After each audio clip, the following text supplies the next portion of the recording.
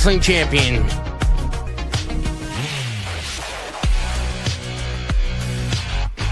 How'd I get the title? I won it. Because Donnie and Dan Eddy are idiots. And they're not as knowledgeable as I am when it comes to WWE Pro Wrestling.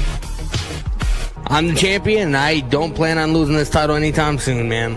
It's the benefits from watching the fucking shows weekly and not only watching the clips on YouTube, man. Alex Johnson, I'm so freaking happy that Liv Morgan's back. So am I, man. That got me this. Man. Because during the prediction stream on the We Are Wrestling podcast last week, if you guessed a return that was on automatic three points, and I predicted Liv Morgan coming back to help Dom, and I predicted the Vision was gonna win. Donnie can talk all the shit he wants, man. He's just mad that he didn't win this. He's just mad, bruh. Just mad, man. Because I'm the fucking best. Make sure you guys go and check out the We Are Wrestling podcast. Live every Wednesday, 5 o'clock Eastern time. I am the current We Are Wrestling prediction champion. Because I got more predictions ready for Survivor Series, man. Because I'm the fucking best. Olympic hero Kurt Angle, and you're listening to the We Are Wrestling podcast. Yo, listen. This is the best wrestler alive, Platinum Max, and you're listening to the We Are Wrestling podcast. Hey everybody, Eric Bischoff here, and you are listening to We Are Wrestling podcast. Hello everyone, this is Nunzio, former WWE Cruiserweight Champion, and you're watching We Are Wrestling podcast. We Are Wrestling podcast. Check them out, man. Stay tuned, listen to the podcast. Best one, Donnie might teach you a thing or two.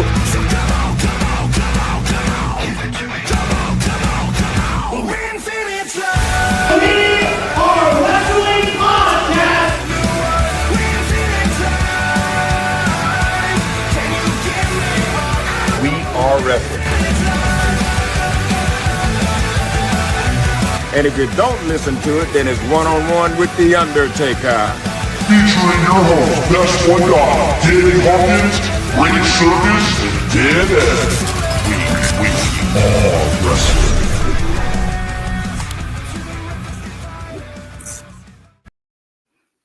What is up? We are Wrestling Maniacs out there worldwide. I'm the host with the most, Mr. We Are Wrestling himself, the best one, Donnie, here with... What is going on, everybody? The fucking champ is in the building. And Dan Eddy, you can talk after me, man, because you're not better than me. Donnie, you're not better than me. I appreciate you guys hanging out with us once again for another Wednesday episode of the We Are Wrestling podcast, man. Boo all the fuck you want. The champ is here in the motherfucking building, and there's nothing you can do about it. Go suck a dick. Donnie, did you mute me? I didn't mute you. Did you mute me, Danny? Maybe. The You champ son of a- you son of a you don't know bitch. shit, bruh. You don't know some. I got second. This guy got last. You should be talking shit to that guy. Anyways, what's up, guys? Okay. That's Danny. Better not be talking to me like that, rookie. Who got third? Oh, we're going to talk about all of it during the show, which, oh, man, I can't believe it. Can't believe it. I thought it was going to be me. I really thought so. Yeah, But you I said was it wrong. once, And too. honestly, looking back now, I really don't know why I made half the predictions I did.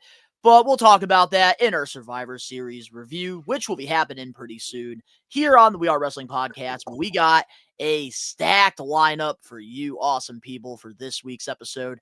If you're not a We Are Wrestling Maniac already and you're listening to this episode, wherever you get your podcast, Apple, Spotify, Google, wherever, leave us a 5-star review, not just any review, a best one review, and download this episode and all the previous episodes and give us a follow. But if you're not a maniac, you're already over on the YouTube channel where you get the best professional wrestling content and you're not a part of the thousands of subscribers, we recommend you guys to hit that subscribe button now, turn on the post notifications. Videos be coming out of nowhere like an RKO. And of course, you already know the grind is real.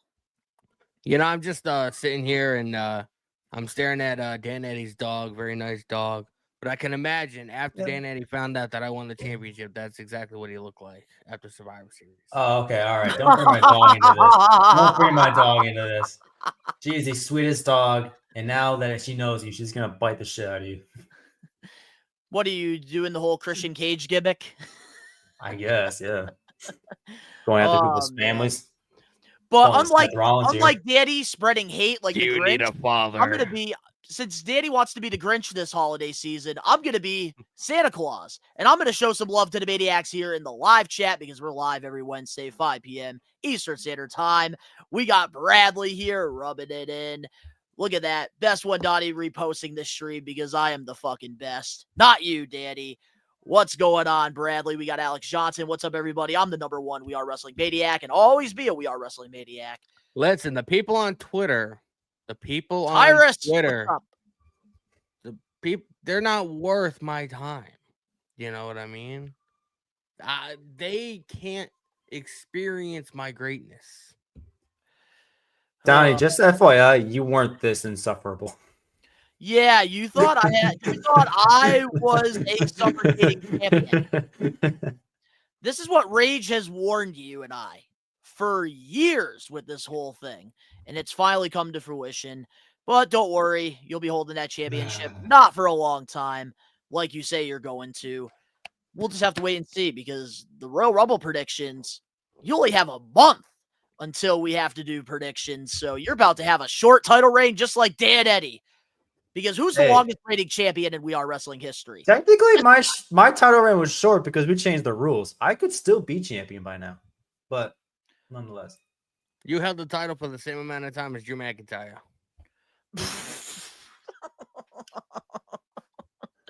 Oh, Alex Johnson. Donnie's a babyface. Danny's a heel. Dan is a twiner. I appreciate being called a babyface because I feel like I'm the heel when I go on my rants. Oh, yeah, okay. Alex Johnson called you a tweener. That means you're like half babyface, half heel. I got it. Yeah, I didn't get it at first. My brain is all fuzzy, hence the coffee. Yeah, and I told Dan Eddy before we went live to go get himself an extra cup of coffee because we're going to probably be here for a while because we're not going to hear the end of this whole Danny Championship spiel. But we have a whole show that we need to do here. So with that being said, let's get into this week's episode of the We Are Wrestling podcast. And what better way to start off than the power of the poll every week. We recommend all the We Are Wrestling. I'd rather look at Dan Eddy's dog than him, so. Shut the fuck up. All right. Enough with my dog. Every week, we highly recommend you guys to go to the We Are Wrestling YouTube channel, go to our community tab, and we give you guys 1 week to vote. And of course, with John Cena's farewell tour, we're doing everything John Cena related. And for this week's power of the poll, we asked you guys, out of these 4 segments, who did John Cena bury the most? And here are the results.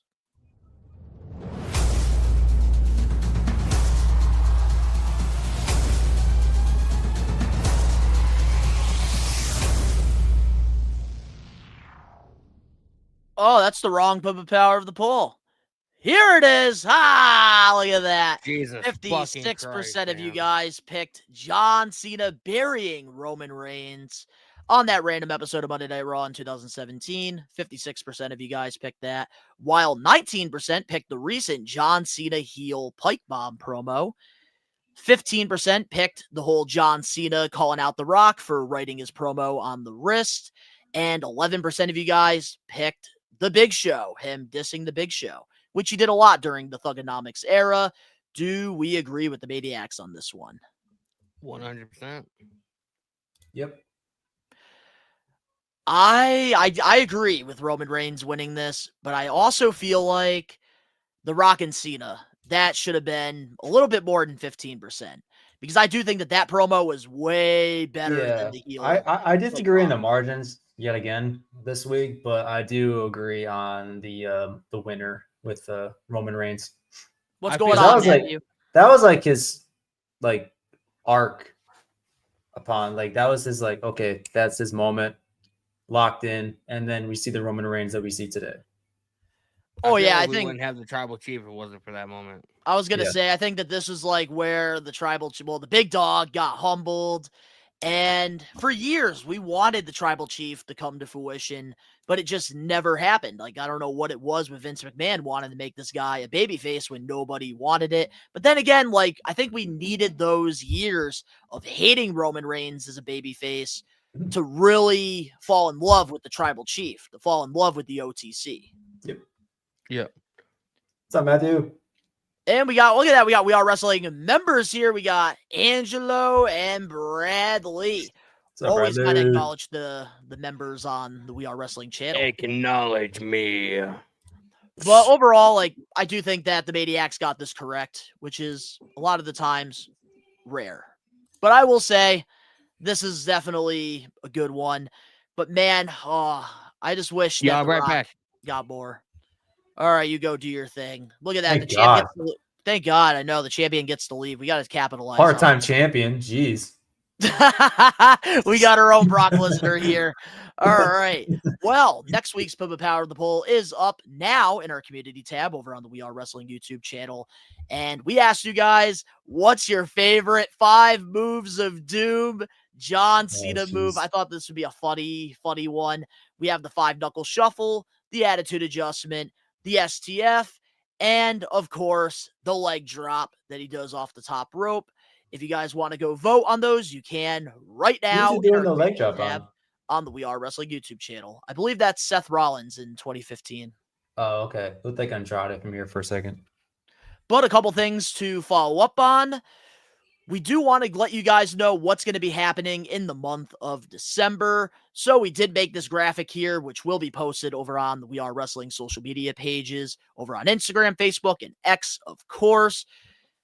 And with the schedule being the last 2 weeks of December happening on the 24th and 31st, we unfortunately will not be live doing 2 live episodes for that because we do have families, we do have priorities that are happening. Dan Eddy's going to be traveling. Danny Huckins is going to be celebrating with the wife and the kids, and of course his championship. And myself, I have plans going on that night as well. So at New Year's Eve and Christmas Eve, we will not be doing live episodes, but we are going to be taping 2 episodes that are going to be airing on the 24th and 31st around 5 p.m. Eastern Standard Time, like you would normally get with the live episodes. We're going to be doing a Christmas special on the 24th, which I will say, the champ, got to give him credit where it's due. It was his idea, which I do like the idea for that. And Danny and I don't agree on a lot of things, but I do agree with the Christmas special. And on the 31st, we'll be having our 2nd annual We Are Wrestling Awards, which will announce the categories, and you guys will be able to vote on that going into next week's show. But of course, with December being a very busy month with the holidays and everything going on, we figured let's update you guys on how we're going to be doing the show for the month of December, because Wednesdays on the 24th and the 31st will not be live. Sadly, no. But we will still bring you guys up content. Pre-tape style, baby. Absolutely, Angelo. We are on it. We don't want to miss any more weeks of the pod. We're not missing any weeks. We're staying consistent. Donnie cares for our families and lives, personal lives, enough to, give us a break. Yeah, I'm not an asshole like Vince McMahon. Pre-tape it, yeah. All right, let's move on to a couple vlogs we have up on the We Are Wrestling YouTube channel, which shout out to Danny for putting this vlog together, which was my very first House of Glory show, which happened after Big Event New York. And I actually got to meet Mercedes Moné yet again, and even got my little figure here autographed by her. Nice. And then we also do have some previous vlogs as well. If you haven't checked them out, I would go take a look at them. Big Event New York. I feel like if you're subscribed to the channel, you have already watched this, and you guys are killing it right now with the algorithm, with the views on this, so we do appreciate it. And we do have the Bound for Glory vlog for TNA. They just got a TV deal, so if you guys want to stay up to date with what's going on with TNA, the Bound for Glory vlog, I think, is a very cool way to see what you can expect on AMC Network. And then, of course, Rod Buddy, WWE fans' first time at an indie show at Blitzkrieg Pro, which I will be there on December 13th, selling stuff for the holidays. So if you guys are going to be out in the Enfield, Connecticut area, come say what's up. But Rod Buddy, this video, probably one of the best vlogs we have on the channel. That video is so hilarious.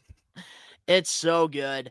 But before we get into our Survivor Series review, because that's how we're going to start the show off, we do want to go over the scorecard, which we did make a nice little graphic for this for you awesome people so that you can understand how Danny won the championship. At first, just like Dan Eddy, myself, and some other people, it made no sense. How the fuck did Danny Huckins win the championship? It was your idea, especially when I predicted that Nikki Bella was going to be Stephanie McCare. Yeah, you shouldn't even have the championship because of that. You are a troll. You are a fucking troll. Well, I just realized that. Thanks a lot, Danny. Here's how it happened. With third place, the best one, Donnie. And this is how I scored by points. I had 3 points total.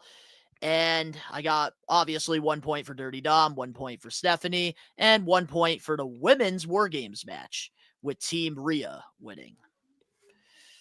I can't believe it. I got last place. None of my combinations worked, which is so sad. For a month of saying you're going to steal the title from Rage, A, he vacates it, and then 2, we don't even win it. Oh, don't worry, Alex. We're not forgetting. I just want to go over the scorecard before we do that. Just thought I'd point that out. Yeah, I'm really sad, but I'm going to bounce back at the Rumble. The Rumble's going to be anyone's game, but second place, Dan Eddy, which, man, this combination of you having Braun Breaker pinning somebody got you that extra point over me. And with Dan Eddy, he had the same predictions pretty much, except he had the Vision winning the War Games match, didn't have the females winning, but he did have Braun Breaker getting the pinfall. If he had Roman Reigns, it would have been 3 points. If I remember correctly, at first, he was going to have the babyface team win, and then I suggested the Vision win because it just makes sense or whatever. And then last minute he changed his answers, I think. Yeah. Mr. fucking know-it-all. Yeah. I think that did happen, yeah. We don't give a fuck. And with first place, Danny Huckins with 6 points. And I really don't know why you or I, Dan Eddy, did not predict that Liv Morgan was going to return. That would have been an easy 3 points. If I were to get the pin combination, would I have tied then with Danny? With the pin combination? Yeah, if it was Braun and Roman. Hold on, let me go back and do the math. Because so you have 1 point, right? There. You have 1 point there, 3. So you would have tied Danny, yeah, if you got the combination. Damn. Did any of us predict that Austin Theory was going to return? No. I didn't know, and I don't know why I didn't, because I knew he was going to show up in the War Games match. Technically, even though you didn't see his face, I was so off. We know it's him, so I gotta come prepared for these predictions. And or that's it could crazy. be Roman. I was telling you guys to be prepared, and I wasn't even focused on myself. Randy Orton, I mean, did you see the way that dude scaled that cage? I mean, Randy Orton's been beat up the last Dude, it's Austin Theory. Come on. It's Austin Theory. But Danny got 6 points because 3 points were given to a return. He predicted Liv Morgan was coming back. She helped Dirty Dom win the title, like he said in the predictions. He also had the combination of CM Punk getting pinned, but he didn't have the right person pinning him, so he did get a point for that. Also, 2 points as well for Dirty Dom and Stephanie. So overall, Danny became the new We Are Wrestling Predictions Champion. Why'd I get a point for Stephanie? I predicted that she was going to lose the title. Oh, you're right. Hold on. I'm a little confused. He's still up by a point. Why does it fucking matter? Oh, because you had Team Vision. I messed up on the graphic. Wow. Give him 10 more points. Well, you still got 6 points total. Who gives a crap? All right. Well, let's get into our wrestling highlight of the week, and then we're going to get back into Survivor Series with the review. So what do you guys got for this week's highlight of the week? I can already just tell you mine. You go first, champ. Braun Breaker's promo. Yep. Oh, yeah. Oh, yeah. Braun motherfucking Breaker. That's I don't even need you and Dan Eddy, you and Rage can suck a massive penis, thinking that he's not ready. Well, the one person I said he was ready. Dan Eddy was No, never. I sent a screenshot to Donnie about what you said. In the chat? Donnie, could you pull it Oh! up? I was Wait a being minute. sarcastic, idiot. Yeah, okay. I was being sarcastic. That's what No, yeah, Donnie I says will- all the time. It Look, When did I'm not talking sound about like you were Jade. being No, sarcastic. Daddy. I will defend Dan Eddy here. When I was being there sarcastic was with that. episodes with me, Rage, and Dan Eddy would just stay in the middle. Rage, on the other hand, he Ray was a had hater. he Nah, hates I don't Braun think- Breaker. Nah, I don't think he's ready yet. He's definitely improving, though, LOL. In That doesn't quotes, sound like you're joking. Donnie, do you not say that about Jade every other week? I was being sarcastic. I was making fun Oh, of don't Donnie. even put Jade Cargill in the same sentence as Braun Breaker. Do Jade not and Braun do Breaker. that. Jade and Braun Breaker. What now? No, I wasn't serious with that, Danny. That's not. I'm not saying that. I like Braun Breaker. I will always thought he say- was ready. It was Rage that was the hater. I was gonna say if there's anybody that hated Breaker, because hate's a strong word, it's Rage. And he thinks he's not ready. But after this past Monday, I don't want to hear any slander anymore from Breaker, but we'll talk about that in I just a feel little like bit. I'm shocked by this answer. Oh my God. There's no way. No way, Wow. Alex Johnson, That's your highlight of the crazy. week is something involving Liv Morgan. No Anyways, freaking way. I knew you That's guys were going to amazing. pick that Braun Breaker promo, so I went with the tag team match with AJ Styles and Kofi Kingston's spot. That I've was never cool. seen that. I've never seen that. That was That awesome. happens. That happens on a weekly basis on AEW. Really? The Young Bucks. Well, shows how much I watch AEW. Yeah, but not which Pacific, that move. I think it's certain. No, around but they all you they guys. put I the don't dude watch on the it. ropes. They do like a curbs. They do a stomp like a on power his back. bomb or something. He flies up into Matt Jackson's arms and he does a power bomb. Well, Yeah, it's I a don't power see bomb, that not a often, Styles so I Clash. watched it like 5-6 times to like figure out how they did that. So I thought that was awesome. You gotta have upper body strength like a motherfucker. But I will say Yeah. that was very, very impressive. I will say it. I actually kind of like the mix pairing of AJ and Dragon Lee. I'm actually AJ enjoying Lee? them as champs. Next Because week they're someti- facing the Viking Raiders. The Viking Raiders haven't been on Raw since fucking June, apparently. Yeah, and I don't know what it Tag team is. title Like, match. can I ask you something, Danny? What? Why the hell does they do so good with the SmackDown tag titles, and then like they disappear out of the blue when the Raw tag titles are doing good? Why can't both of them have the momentum going on? I mean, even the idea. SmackDown tag team titles haven't been that great. You know what I mean? And they We were even have great SmackDown this summer. titles now. They they were were great so during good the, this they were summer. great during the summer. They had the TLC match and like at SummerSlam, I think. Like all Who that even stuff has that them was now? happening. The Wyatts. Oh yeah. Yeah, and they haven't really done anything exciting because they've been just feuding with MFT. I feel like what WWE needs to do, they need to merge the tag team divisions. That way, it's not just the same teams going after each other every week. Get rid of the Raw tag team titles and just have them all fight for the SmackDown tag team. Go back to the Universal Tag Kind Team of like titles. what the women do. The women tag team titles, they go to Raw, SmackDown, NXT. Like they float all over the place. Mhm. Well, with that being said, now let's get into the WWE Survivor Series review. We're going to talk about the good. Of course, we're going to talk about the bad, because why wouldn't we? Because I think we all can agree that this is probably one of the worst WWE PLEs of 2025. Oh yeah. Yeah, WrestlePalooza is number one. WrestlePalooza was the worst. Honestly, there I was not much preferred to enjoy on WrestlePalooza over this. To be quite honest.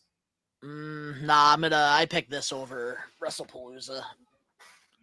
Yeah, we heard about Larry passing. We man. did, and we actually talked about it a little bit during the extra yesterday. And once again, for the people that weren't there yesterday, We Are Wrestling. We do want to send our love, our condolences to CM Punk, AJ Lee, and the passing of Larry, because like I was saying on yesterday's extra, animals, pets, they're pretty much like our own kids. And you could be having the worst fucking day in the entire world. Like, you could feel like everybody hates you.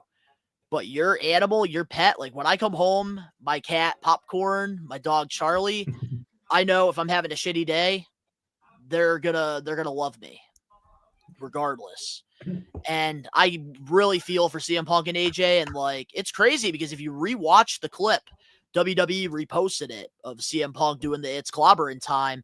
You could tell, like, he even had like the 4-leaf clover pin on the jacket, and like he had Larry's dad. So like it like, well, I didn't connect the two at now that you first, put but two now and that two- I know now- it was exactly, now because that of you his know, dog, that I yeah. rewatched it and I teared up. Like the 4-leaf clover pin had absolutely nothing to do with Larry. Actually, that is in reference to Halloween 3 from 1982. It's the one Halloween movie that has nothing to do with Michael Myers.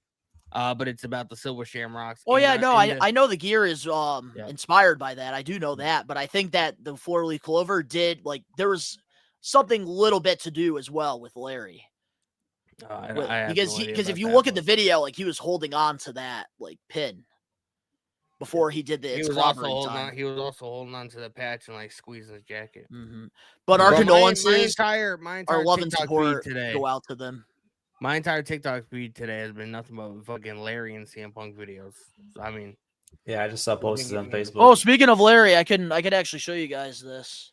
I got this at a big event, New York. You got a picture of the dog? That's awesome. Yeah, so when CM Punk actually left AEW, and like this is like around the time like transitioning from AEW, returning to WWE in like 2023, he signed a deal with Zombie Sailor Toys.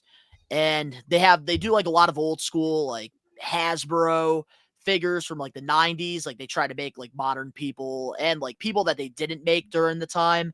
So with CM Punk, they made it like a Hasbro like styled CM Punk figure, and you pretty much got a Larry with it.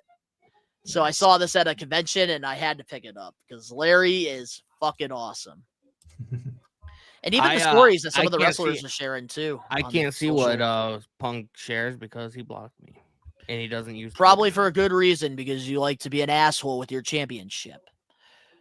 But let's get back into the Survivor Series here, and we're gonna go through it match by match. So if there's any comments that you guys want to say afterwards about the match, feel free to. But for the people that didn't watch Survivor Series and didn't want to spend the $30 on ESPN, this is a pretty good recap of it. So let's start things off with the opening match, which is the females War Games match. And of course, we do have to really praise Charlotte Flair here with Scarlett, who has a rare cancer with like the brain. And she actually designed this gear for Charlotte Flair that she wore in this War Games match. And I know a lot of people are talking about this. And of course, we have to praise it. Charlotte Flair has done a complete 180, and we'll talk about that in just a moment. But I absolutely 100% babyface right now. It is crazy, and I love it. It's crazy from the beginning of the year to now. Like, she has done a complete 180, and I love that they're letting her be herself. And the first female on the opposite team, Team Becky, was Asuka, one half of the WWE Women Tag Team Champions. And they went at it. They've had a rivalry. Charlotte even praised Asuka during the post show. Like, that's like going to be like one of her one of her best rivalries, one of her best opponents in her career. Highly praised her. And then of course we got Io Sky. Always got to have an Io Sky spot. Probably the only thing that was good in this War Games match. And then of course we got Becky Lynch, Alexa Bliss entering the War Games. And there was no cages this year, which, how did you guys feel about the no cages? It was stupid.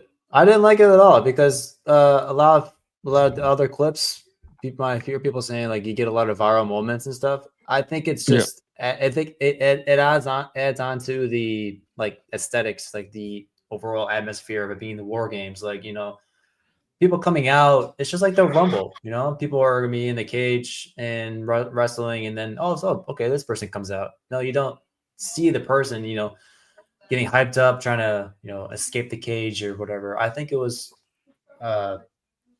not such a good idea. Somehow they made it work. But how did you feel about it, Danny?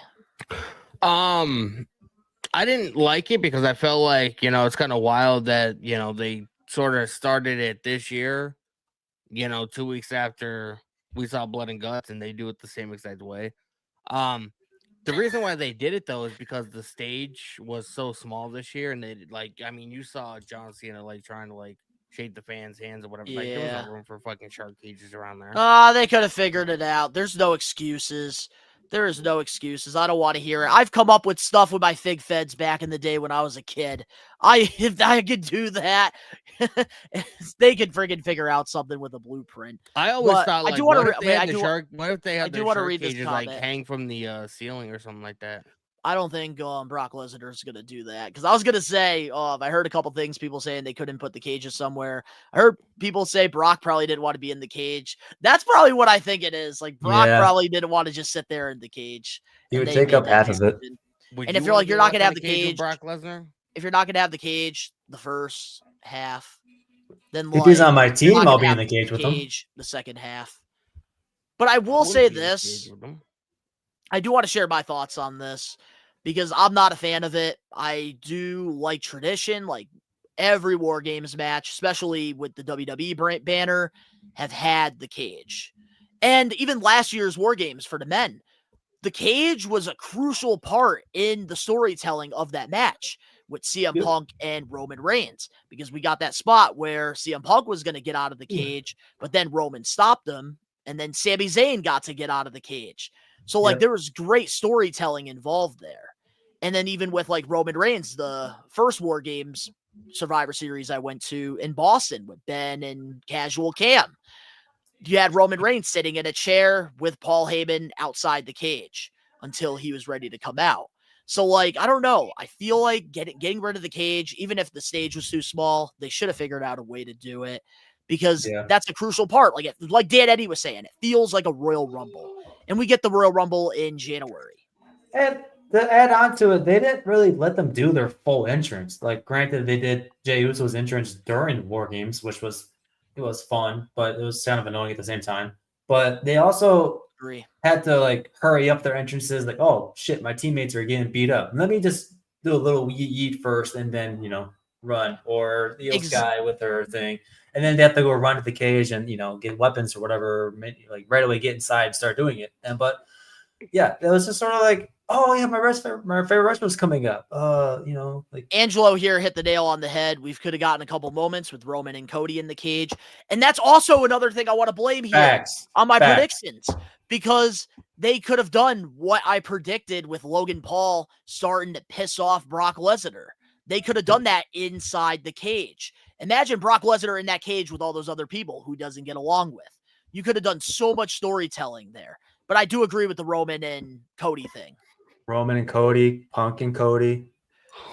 Part of me feels like they got to take a break from the War Games match. We need to go back to tradition Survivor Series. I'm with Alex Johnson here.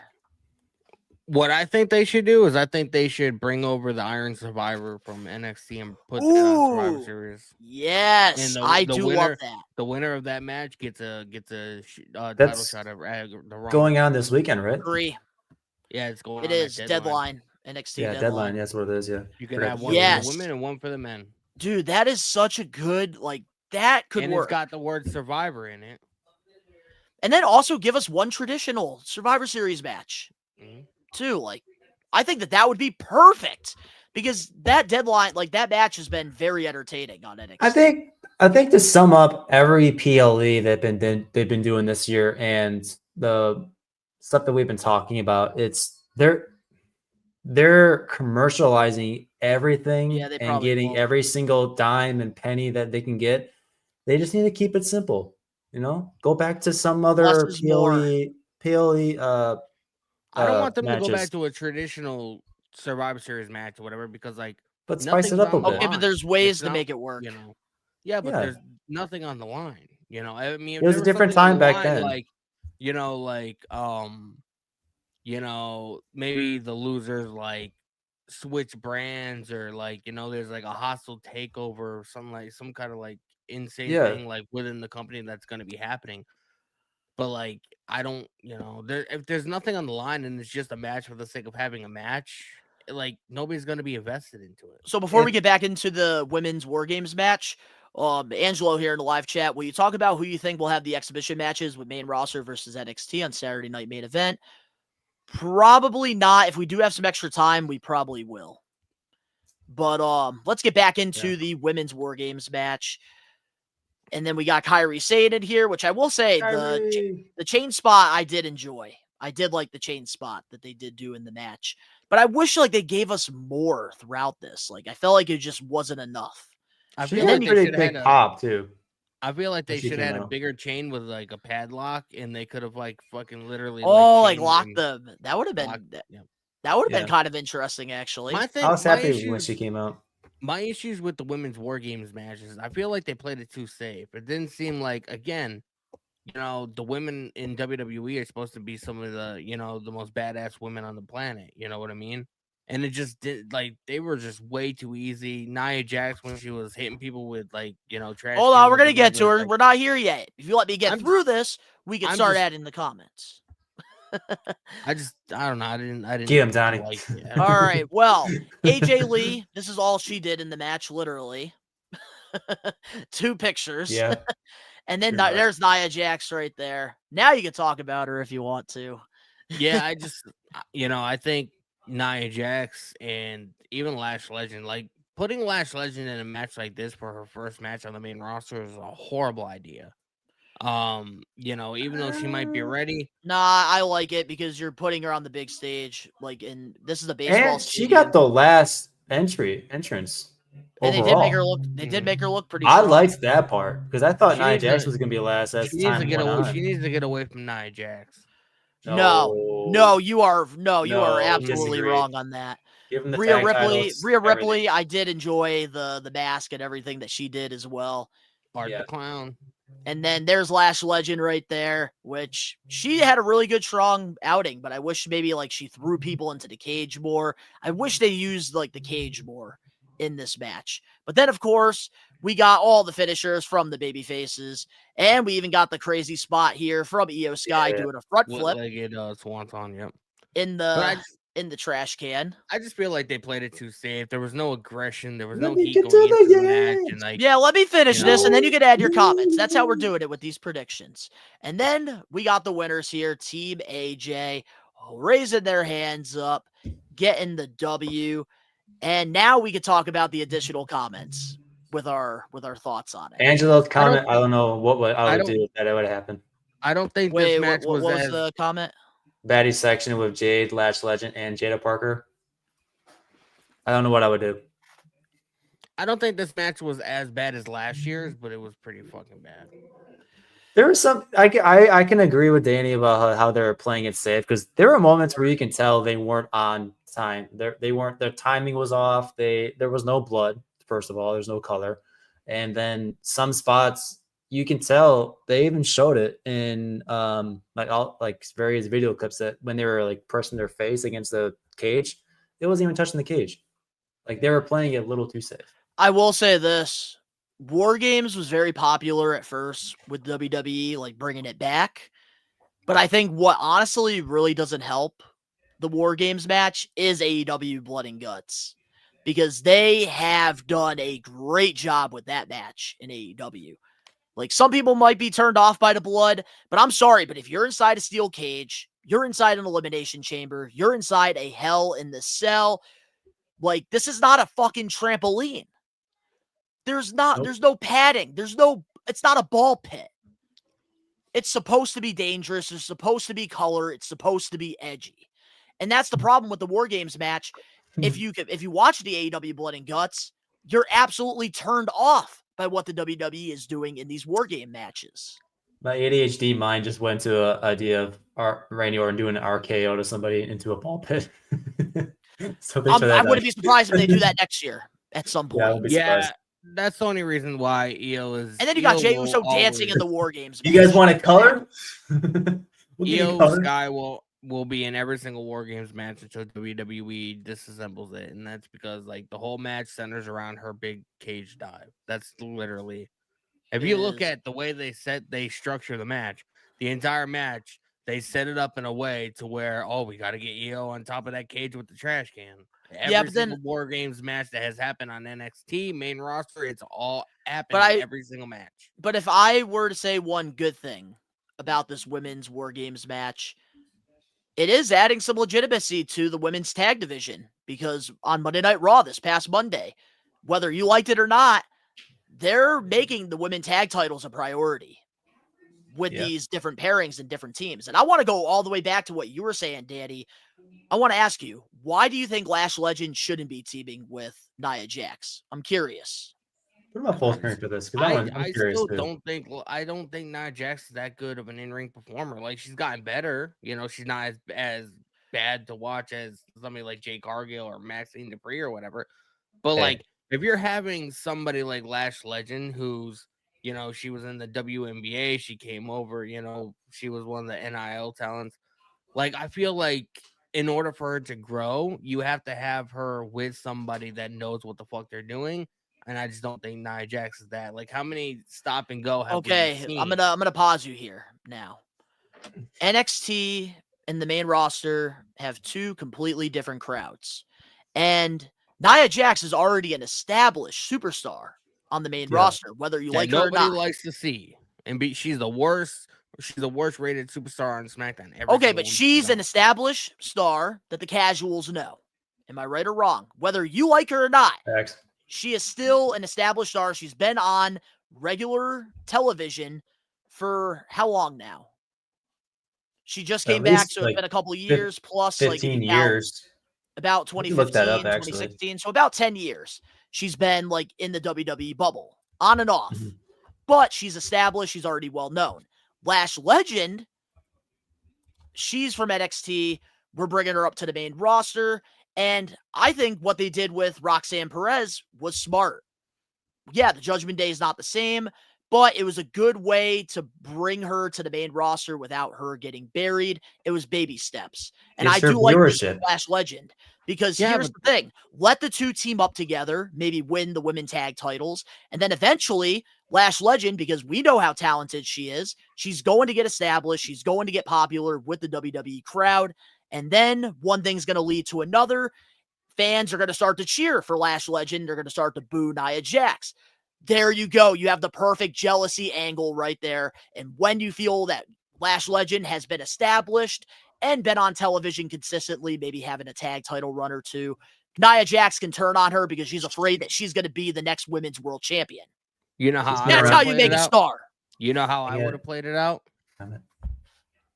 You know, she's been around for 10 years. Yep. I would have had Nia Jax completely out of the equation. No. I would have had Bianca Belair come back as a heel. That's how you introduce Lash Legend. Have Bianca and Lash Legend run wild on the entire women's division on SmackDown. And Bianca Belair has been a main event caliber superstar. Yes. So having Lash Legend with Bianca Belair, a heel Bianca Belair, we haven't seen her since a little bit after WrestleMania. Like, have her come back as a heel, introduce Lash Legend then, and have them just, you know, go crazy on the women's division. And eventually put the tag team titles on them. That's what. All right. So you said Nia Jax is not good, right? So, Danny, you kind of went back and forth with your argument just now because you say Bianca Belair is a main event talent, right? Yeah. So why should she be going for the tag titles? Yeah, why would she have her tag team with somebody from the NXT who's just coming up to the main roster, needs to get established, but then also going for the tag titles when she is a world champion superstar? What is feuding with Nia Jax going to do to Lash Legend? It's going to benefit her working with Nia Jax because if Lash Legend gets put over against somebody big like Nia Jax, that is going to get to the next level. Even Tyrus, your boy, is putting you on the spot. We miss Bianca, but Danny is bad on booking this. I agree. Absolutely agree. Championships in your head, bro. Because long term, this is going to help Lash Legend because if she gets that one-on-one match with Nia and I beats just don't her, think her team with... Remind you, Nia is a former world champion. You know what? You know what else too?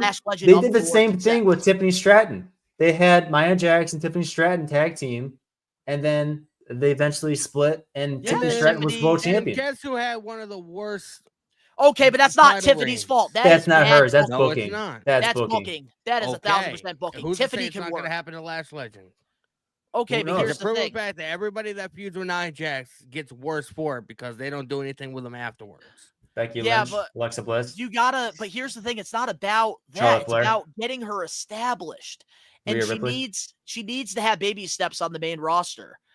And eventually, like, she's going to move on from Nia Jax, and she's going to find herself in the right direction, because I think WWE has plans for her. She was the last person to enter the War Games match. They clearly see something in her. All right, Donnie, let's get back on track because we've spent like 10 minutes on this one match. Yes, we have. All right. Well, let's move on to our next match here on the card. We have Dirty Dominic Mysterio versus John Cena. And we're just going to recap like through this, and then we'll talk about the match and our thoughts on it. But here it is. Nice old chain wrestling.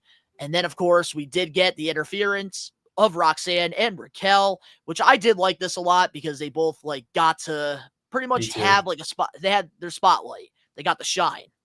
And then, of course, they got kicked from ringside. And then John Cena gets the STFU, but then he does the double attitude adjustment to both Finn and JD, who interfere, trying to help Dirty Dom win, which I was impressed by this. And then that was my favorite part of the match, to be honest. Liv Morgan's return, Alex Johnson's favorite part here. And she bitch slapped Dirty Dom in the face and then pretty much like wrapped herself around John Cena, to then led to her hitting the championship on Cena. Dirty Dom gets the 619 and he hits that frog splash. 1, 2, 3. Dirty Dom gets back the Intercontinental Championship. Let's talk about this match, and let's talk about the return of Liv Morgan and all the spots we got. This was this is probably the best match of the night in my opinion. It was better than both War Games matches, and it was definitely better than fucking Stephanie Valkyrie and Nikki. You know, I just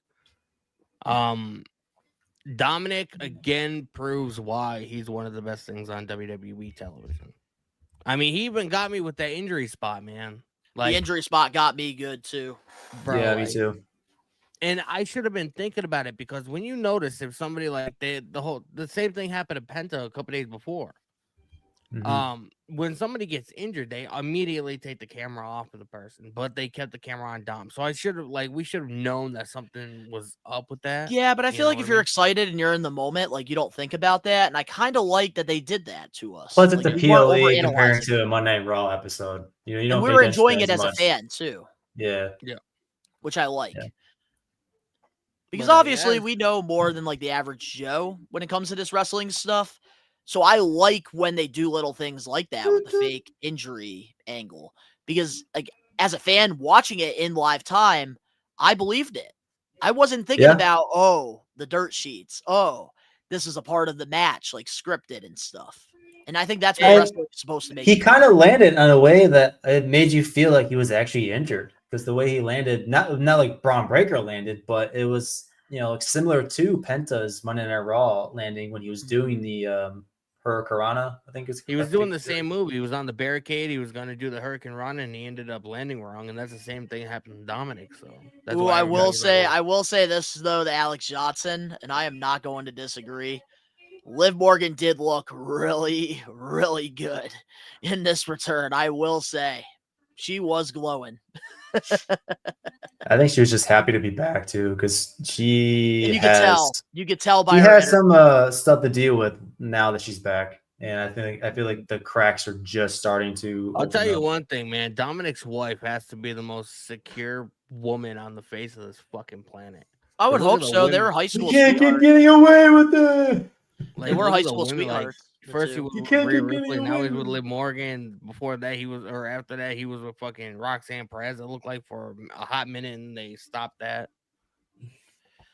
Yeah, which I will say, like, I really like the way that they brought her back, and like they're not instantly having her turn on the Judgment Day.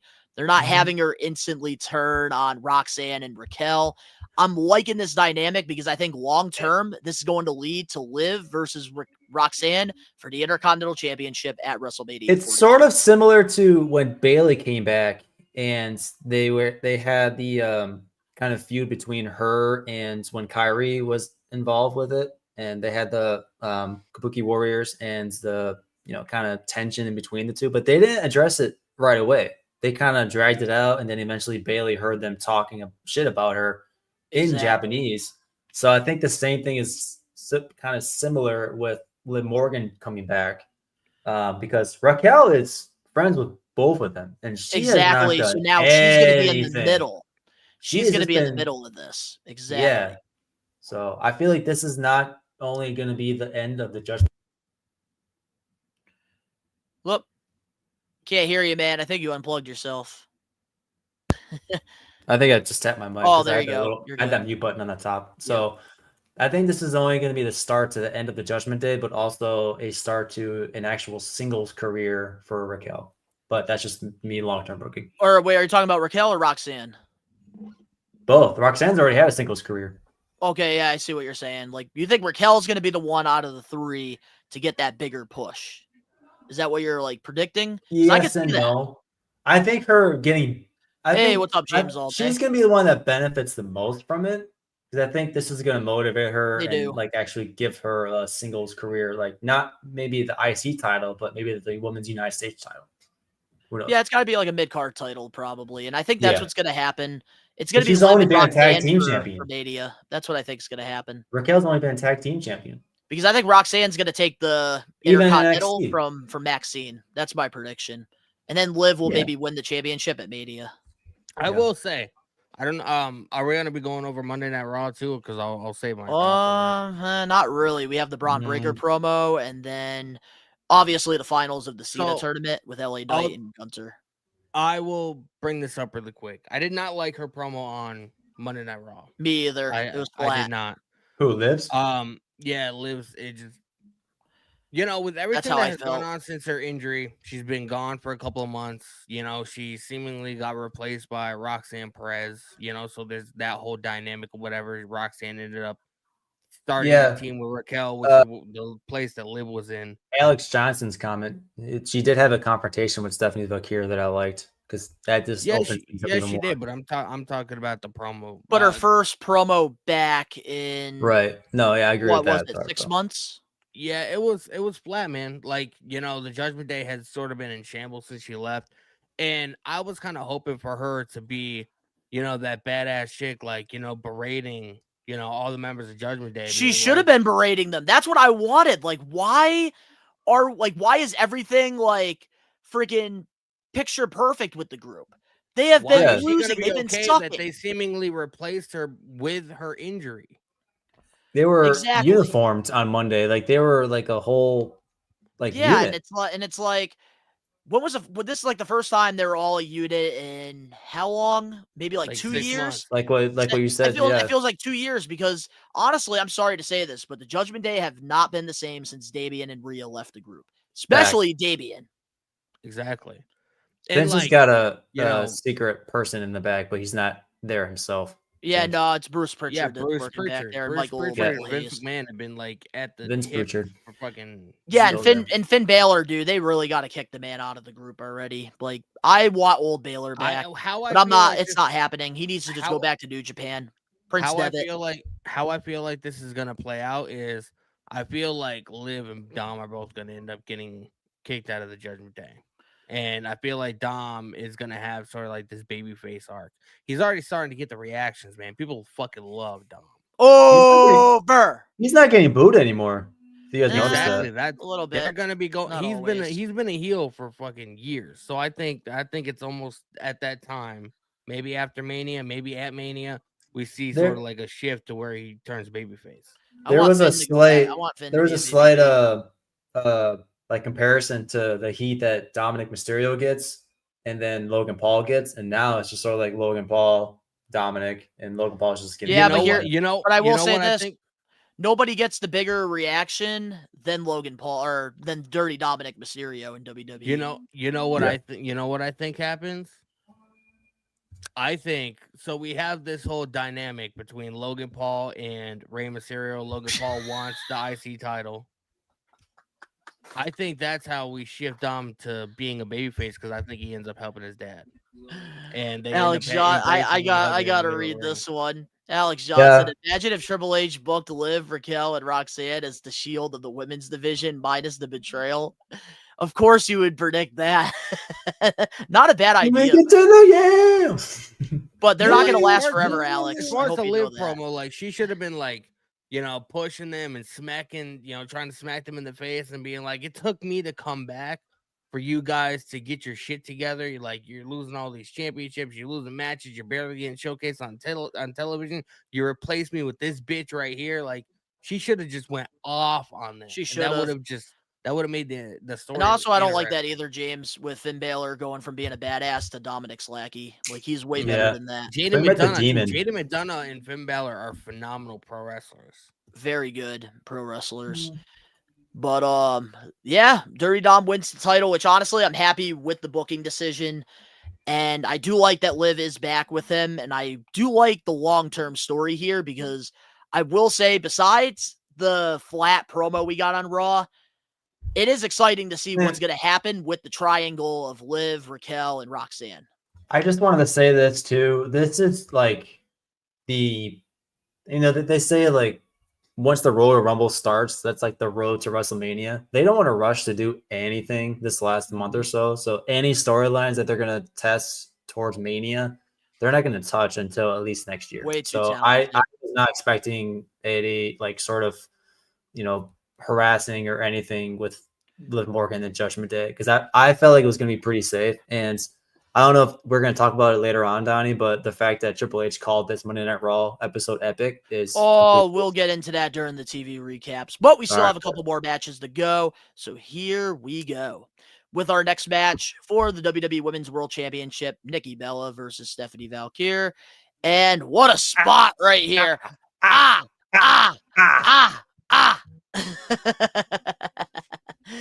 And Stephanie Valkyrie retains her championship. Let's not talk about this for 15 to 20 minutes. Can we all agree the match was mid, but this was just an opponent for Stephanie to solidify her as a legitimate champion. I did like the fact that what's his name? Not Michael Cole, Wade Barron. He was giving Michael Cole shit because Michael Cole had like the best seat in the house when he was doing that, or when they were doing that on the announcement table. And Michael Cole was like, I'm not saying anything. I don't know what WWE has done to Stephanie Valkyrie, but she's definitely not the same person. I don't feel like it's bad. She's becoming she's becoming a one-trick pony, and like WWE is all, regardless of what people want to say, like, oh, the women don't get showcased, like they did back in the Attitude Era, which is a good thing. WWE still counts on all that sex appeal, man. Because I don't think she's a one-trick pony, to be honest. Yeah, I was about to say no. Her entire charisma, her entire character is about doing the devil's kiss. That's what they. She's also got the corkscrew. It's pretty badass. That's what the corkscrew, the entrance, the devil horns. What gets a better pop during her matches when she does than the devil's kiss? Like that gets the biggest reaction. Okay, that's what they go for. A one-trick pony. I don't know. She's still fantastic at what she does in the ring. She is, but she should be treated like an actual main eventer and not wrestling these fucking scrubs. Yeah, but with Nikki Bella, you can't technically say she's a scrub because, she's not the same performer that she once was. She has a different wrestling arsenal too. But if you also look at her history as Divas champion, she held that for over a year. So in WWE's mind, they wanted to put a veteran like Nikki to go against somebody who they have a lot of high hope for in Stephanie Valkyrie. And having her beat somebody who has had being a main event star in the Divas division, and being the face of the women's division for a few years, it makes Stephanie feel like a legitimate champion. Yes, the match could have been better. I do agree. To add on to that, it wasn't anything special. To add on to that, Nikki Bella had runs as champion, but you have to agree that the women's talent is much better nowadays than the generation before, because a lot of times they wouldn't allow the women to do all these crazy spots, these stipulations, these war games, these exhibition matches. Half of them were models. So, and also too, like around that time, like Dan Eddy's right, like they weren't able to really show what they could do, and during that time, Nikki Bella was one of the most popular women wrestlers on the roster. Also, Omar, who are you disagreeing with, me or Dan E? And what was it about? Because I want to see what that was about. It's probably about like Stephanie being a one-trick pony. That's what I'm guessing. Hopefully it's that. Yeah, she's phenomenal, but like I feel like a lot of her appeal, like once she went to the main roster again, like how many times have we talked about this? You know, people are their main event caliber superstars on NXT, and then they get brought up to the main roster, and all their appeal goes away. Stephanie, you can't sit here and say that Stephanie is the same as she was when she first came into NXT. I think she's more popular now than she was in NXT. I can't say a lot because I didn't watch her in NXT as much, but I knew she came from there. I started watching her when she just started to like transition to the main roster. So, but honestly, like here's what I think, and then we'll move on to our main event match because I know there's gonna be a lot that we want to talk about there. I think with Stephanie Valkyrie, I think more people are gonna get interested in her title run. Danny, give it time, give it till WrestleMania, Road to Mania, because I really think that they're gonna have her work with Rhea. They're gonna have her work with somebody who is a big star on the main roster. And I think that we're going to get and I think that's why you're probably right now in your mind, you're saying she's a one-trick pony. There's really nothing special to it because you didn't like the feud with her and Nikki. And that was her first like legitimate feud with the championship. I think if she works with somebody like Bianca or Rhea, one of the big names here, I think that's where we're going to start to get interested in her run. And I think that's all she needs. She needs a feud with Rhea. She's one great feud away from being just a mid champion to maybe one of the best. Let me just add that she's had the championship. Give it time. Stephanie Valkyrie. She's only had it for 75 days. She's already had a better title reign than Tiffany Stratton altogether. I do agree with that. There's got to be something to that. Anyway, sorry, Dan, go ahead. I also I also feel like she could benefit from having a mouthpiece and having like a manager. No. I do. I'm sorry. Not everything has to be polished and perfect. And the one thing that the Braun Breaker promo taught me this past Monday is like, I want that raw feeling again. And with Stephanie, I love that. Like we're starting to really see her improve with her English. And and her first thing she ever cut and said was, when I believe this was when she won Queen of the Ring, she said, "Wrestling is my first language." That meant something to me, at least. And I think to a lot of people. So I want her to be herself. I want her to be genuine because that's what makes me as a fan, as a viewer, be invested in her. Listening to her interview with Chris Van Vliet, somebody who struggles to speak English for an hour, made me more invested in her because it tells you that shows you the type of person she is. Mm-hmm. So I don't think she needs any mouthpiece. Maybe Julia needs a mouthpiece because they're working her as a heel, but I don't think Stephanie needs anything. They just need to put her in the right programs with the right people. I think Julia needs everything at this point, to be completely honest. But Julia, also, I think fucking studied.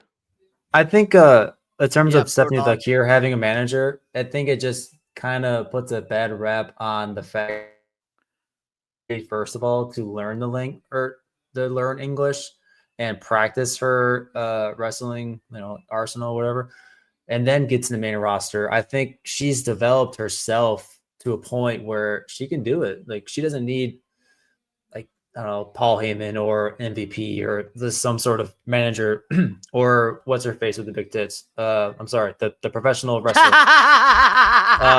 who's with Julia. I like how you knew I was talking about. But she doesn't need somebody like that. I think she's proven to herself and other people that she can do it. Like she is the one. So I think she's only I don't think she's even hit her peak yet, to be quite honest. And she's not even that old either. And remind you, it hasn't been a full year yet with the main roster, but we'll have to wait and see what happens. But now let's get into the main event here, and that is the War Games match. Team Roman versus Team Vision. And we got CM Punk and Braun Breaker to start things off, which, of course, the ending leads to our next couple of months of programming on what's going to happen. We'll talk about that in just a moment. But entering the War Games division, they had the advantage due to Logan Paul winning the match on Monday Night Raw. Drew McIntyre comes out. And, of course, him and CM Punk, they have the history. They have the rivalry. So we got to see this. And then we got Cody Rhodes here, which, man, I can't believe that black eye, man. still healing up. And then we got Logan Paul, which I did love the NWO inspired gear that he wore. Finally, no Yeah, that fucking was yellow. sick. Yeah. No yellow. Thank God. And then they started beating each other up. And then we got Big Jim, which I don't know, man. We might need to start a new movement here with the Big Jim is better than Yeet J. I've been saying that for years, and you and Ben. Well, used to guess what? talk You shit. were wrong years ago. Now you're right. Now you're getting now that he somewhere. got the world championship, and we've gotten Jay. Now it's time for Big Jim to shine. Big Jim is also getting a little big there too. He's getting the Big Jim bulking up, pregnancy baby. bod. Yeah. Oh yeah, getting that dad bod. The dad bod. Yeah, that's what I meant. And then there's Cody, which it was cool to see him get some color. Same with CM Punk in the match. Wasn't enough, but I'll take it. Big Bronson Reed coming out. Daddy, I will still give you credit to this day when it comes to Bronson Reed because the man is over the tribal chief. You get tsunami. With all the tsunamis. Oh, yeah, man. I used to talk highly about Bronson Reed when Triple H first brought him back, and nobody thought he was going to be as over as he is. But I was like, and I'm happy. Bro, I'm happy he is. Big. And there's time I'm happy. Like there's times where I shit on people, but at the end of the day, I want them to succeed. And with Bronson Reed, that was one of the cases. I didn't see anything really much in him, like even from his first run. And now, like what he's been doing with the Vision, with Paul Heyman, and what Roman has done, putting him over, I'm invested. And then especially, and I will give this to one person. What's going on, Josh? One person I will give credit where it's due. I think who got me over with Bronson was Wade Barrett doing the whole tsunami. It makes the presentation so good. Yeah. Well, we got a bunch of tsunamis. Then we got Jey Uso, which I know the IWC online hated it, but the fans that were there loved it. And then we got Brock Lesnar interrupting the whole Jey Uso theme, which he came out and man, he didn't slip this time.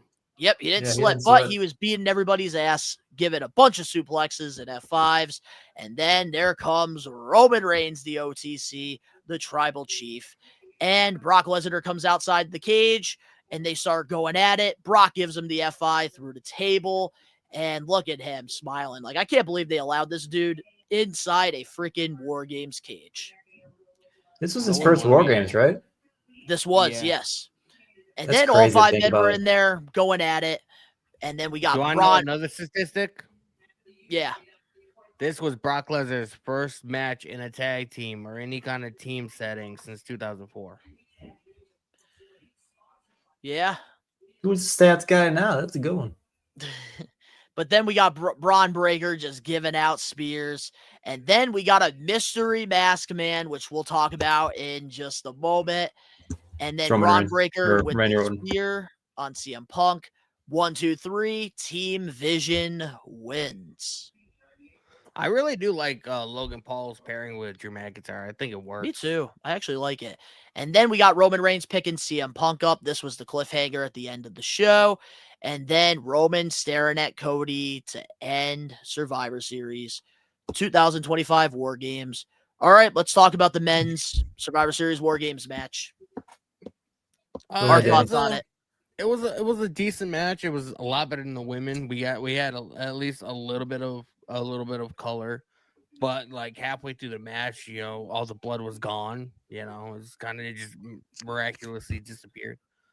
But I enjoyed it. I mean, it was a lot more aggression to it, a lot more ruthless, and that's like what I expect in a War Games cage. You know what I mean? Like being in a cage setting like that with Color, people that blood. you hate, like you cannot play it safe. You got to really go in there and really get your point across, or like really like beat each other's ass.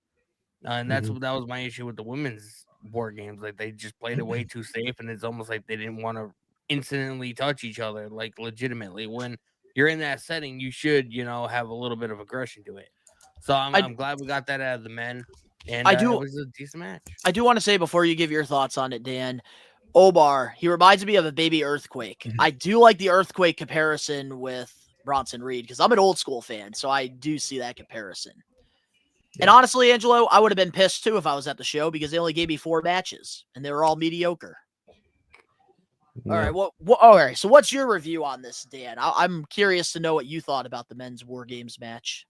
I agree with Danny to the aspect of it being sort of like a okay match. Like there was color, there was, decent spots. It was sort of entertaining. I feel like WWE did show their hand a little bit with it being Braun Breaker and CM Punk starting it out with, in terms of like they could have had so many stories. Well, which leads back to like why did they didn't have the cages to begin with, because they didn't want to put CM Punk and all of everybody else in cages. But anyways, since they're not going to put them together in the cages, they could have started off the match with CM Punk and Drew McIntyre. Like there's a real like. Ignore the kayfabe. That's a real feud between the two, and to put them in the War Games match to start off with, that would have been hype. Like, CM Punk and Drew. That's what I thought was going to happen. That should have been what they should have done. But now that they had the Braun Breaker and CM Punk combo to start off the War Games, I feel like that showed their hand that they're going to eventually have a match at. Yeah, but you know why they did that, Dan? January 5th to start. Well, for that promo on Monday Night Raw. Well, no, they wanted Braun Breaker to start with CM Punk because for the critics like Rage who say Braun Breaker is not that main event guy, they wanted to expose him, and they actually threw him out in the ocean for once, and they actually took the life jacket off of him. I mean, in that aspect, I get going that. in there with CM Punk to start things off and to work the entire match. That's what they wanted. They wanted to see if Braun Breaker was capable of doing it because clearly Triple H and WWE Creative, they see something in him that I've been seeing. Donnie, I agree with you, and I've always thought Braun Breaker was a main event guy. Well, Vince is better than Triple H. No matter what I say in a certain chat, they can't show emotion through text, but regardless, I digress. I think that they show their hand because they're going to do a match, and they did. They planned it for January 5th now. Now we have to watch Monday Night Raw. I'm tempted to go to Brooklyn. So here's how I think this whole thing is going to play out. There's gonna be early as fuck predictions, and you guys can agree, you guys can disagree. So we had Braun Breaker and CM Punk starting out the War Games match.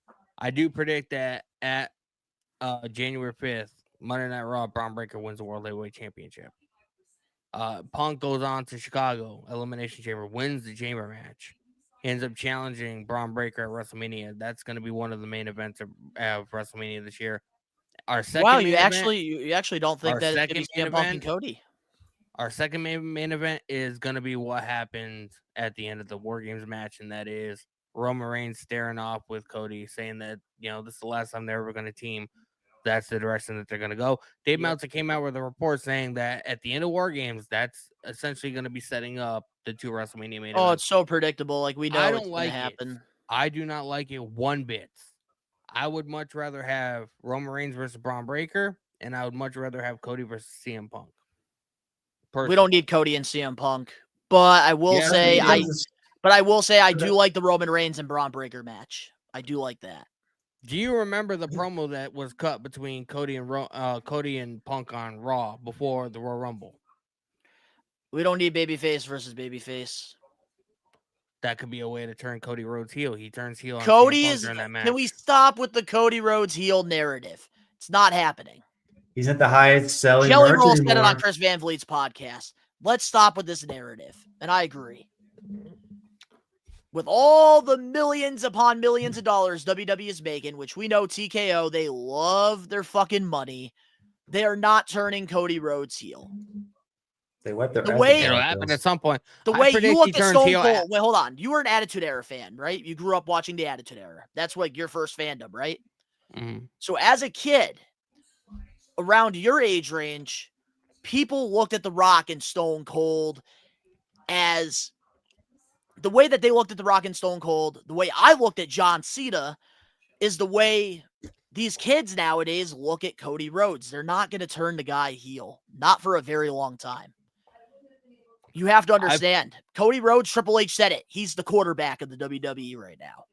I feel like they turn him heel after his feud with Randy. Because I feel like Randy works so much better as a heel, and I do eventually think we're going to be getting that match. Yeah, but where has Randy been? He's not turning heel. And I'm going to say this, Randy Orton, I was going to wait to talk about this in the weekly news and rumors, but I'll just put it out there. I think Randy Orton is turning heel, and it's not going to be on Cody. He's the one who attacked Jacob Fatu.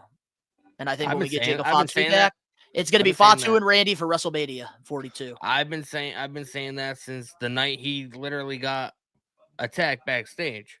And I was like, Randy is essentially putting all the blame and, you know, making people think that Drew McIntyre is the one that did it. I've been saying that for But I don't know, man. Like, I think you did hit the nail on the head there with the Elimination Chamber, CM Punk. That's how he gets his rematch with Braun Breaker. And it's in Chicago. It's easy. It's in Chicago, which makes sense. But the home court thing doesn't always necessarily happen. When's Money in the Bank again? I always forget. That's all the way back in, like, that's like July. That's like July, June. Never mind then. I was thinking something, but never mind. But I do think that overall, like, it's obvious. It's going to be Cody versus Roman 3. We don't really need to see it, but it's going to happen, unfortunately. Because everything has to have a trilogy. That's just how it is in sports, unfortunately. But Breaker versus Punk, I could definitely see that happening as well. Maybe Seth Rollins is back by then and we get a triple threat. That always could happen too. Here's what I think. It is September next year. Yep, so Angela's right. So for Money in the Bank? I think so. Yeah. Okay. I sort of brought it up in the group chat, and you guys probably like didn't quite understand like where I was going with the whole thing, or we just didn't want to respond to it. We have this guy dressed. This mystery guy dressed in black. We obviously know it's Austin Theory. I do believe Austin. Oh yeah, of course I didn't fucking respond to this. I'll tell you why. After Austin Theory shows up on January 5th. Montez Ford too to help Braun Breaker beat CM Punk, and that's where we get the reveal. So now we got Austin Theory a part of the Vision. At WrestleMania, I feel like the black hooded guy shows up again. Braun Breaker thinks it's Austin Theory trying to help him out again, trying to retain his title against Punk. I think that is going to be Seth Rollins super kicking, having the same kind of ending that we got at War Games. Super kicking Braun Breaker, curb stomp, cost him the World Heavyweight Championship. And he's going to reveal himself to be Rollins. That's how we get Rollins back in the fold. Because he would be World Heavyweight Champion if it was not for Braun Breaker. Okay, that I can him. And then, that's how we get Rollins back in the fold. When you explain it in like person and not over a chat, that makes more sense. Because like through message, like all I was hearing was, oh, it's this guy who's behind the mask. And it's like, I am tired of hearing everybody's like making all these little predictions. Oh, it's Randy Orton. Oh, it's Montez Ford. Oh, it's this guy, that guy. It's Seth Rollins. No, it's not. It's fucking Austin Theory. If you if you pay attention to the entrances, and this is what I want to tell the Maniacs here, because I know I told you guys in the chat, but if you pay attention to entrances, look at the way Austin Theory poses. Look at this picture.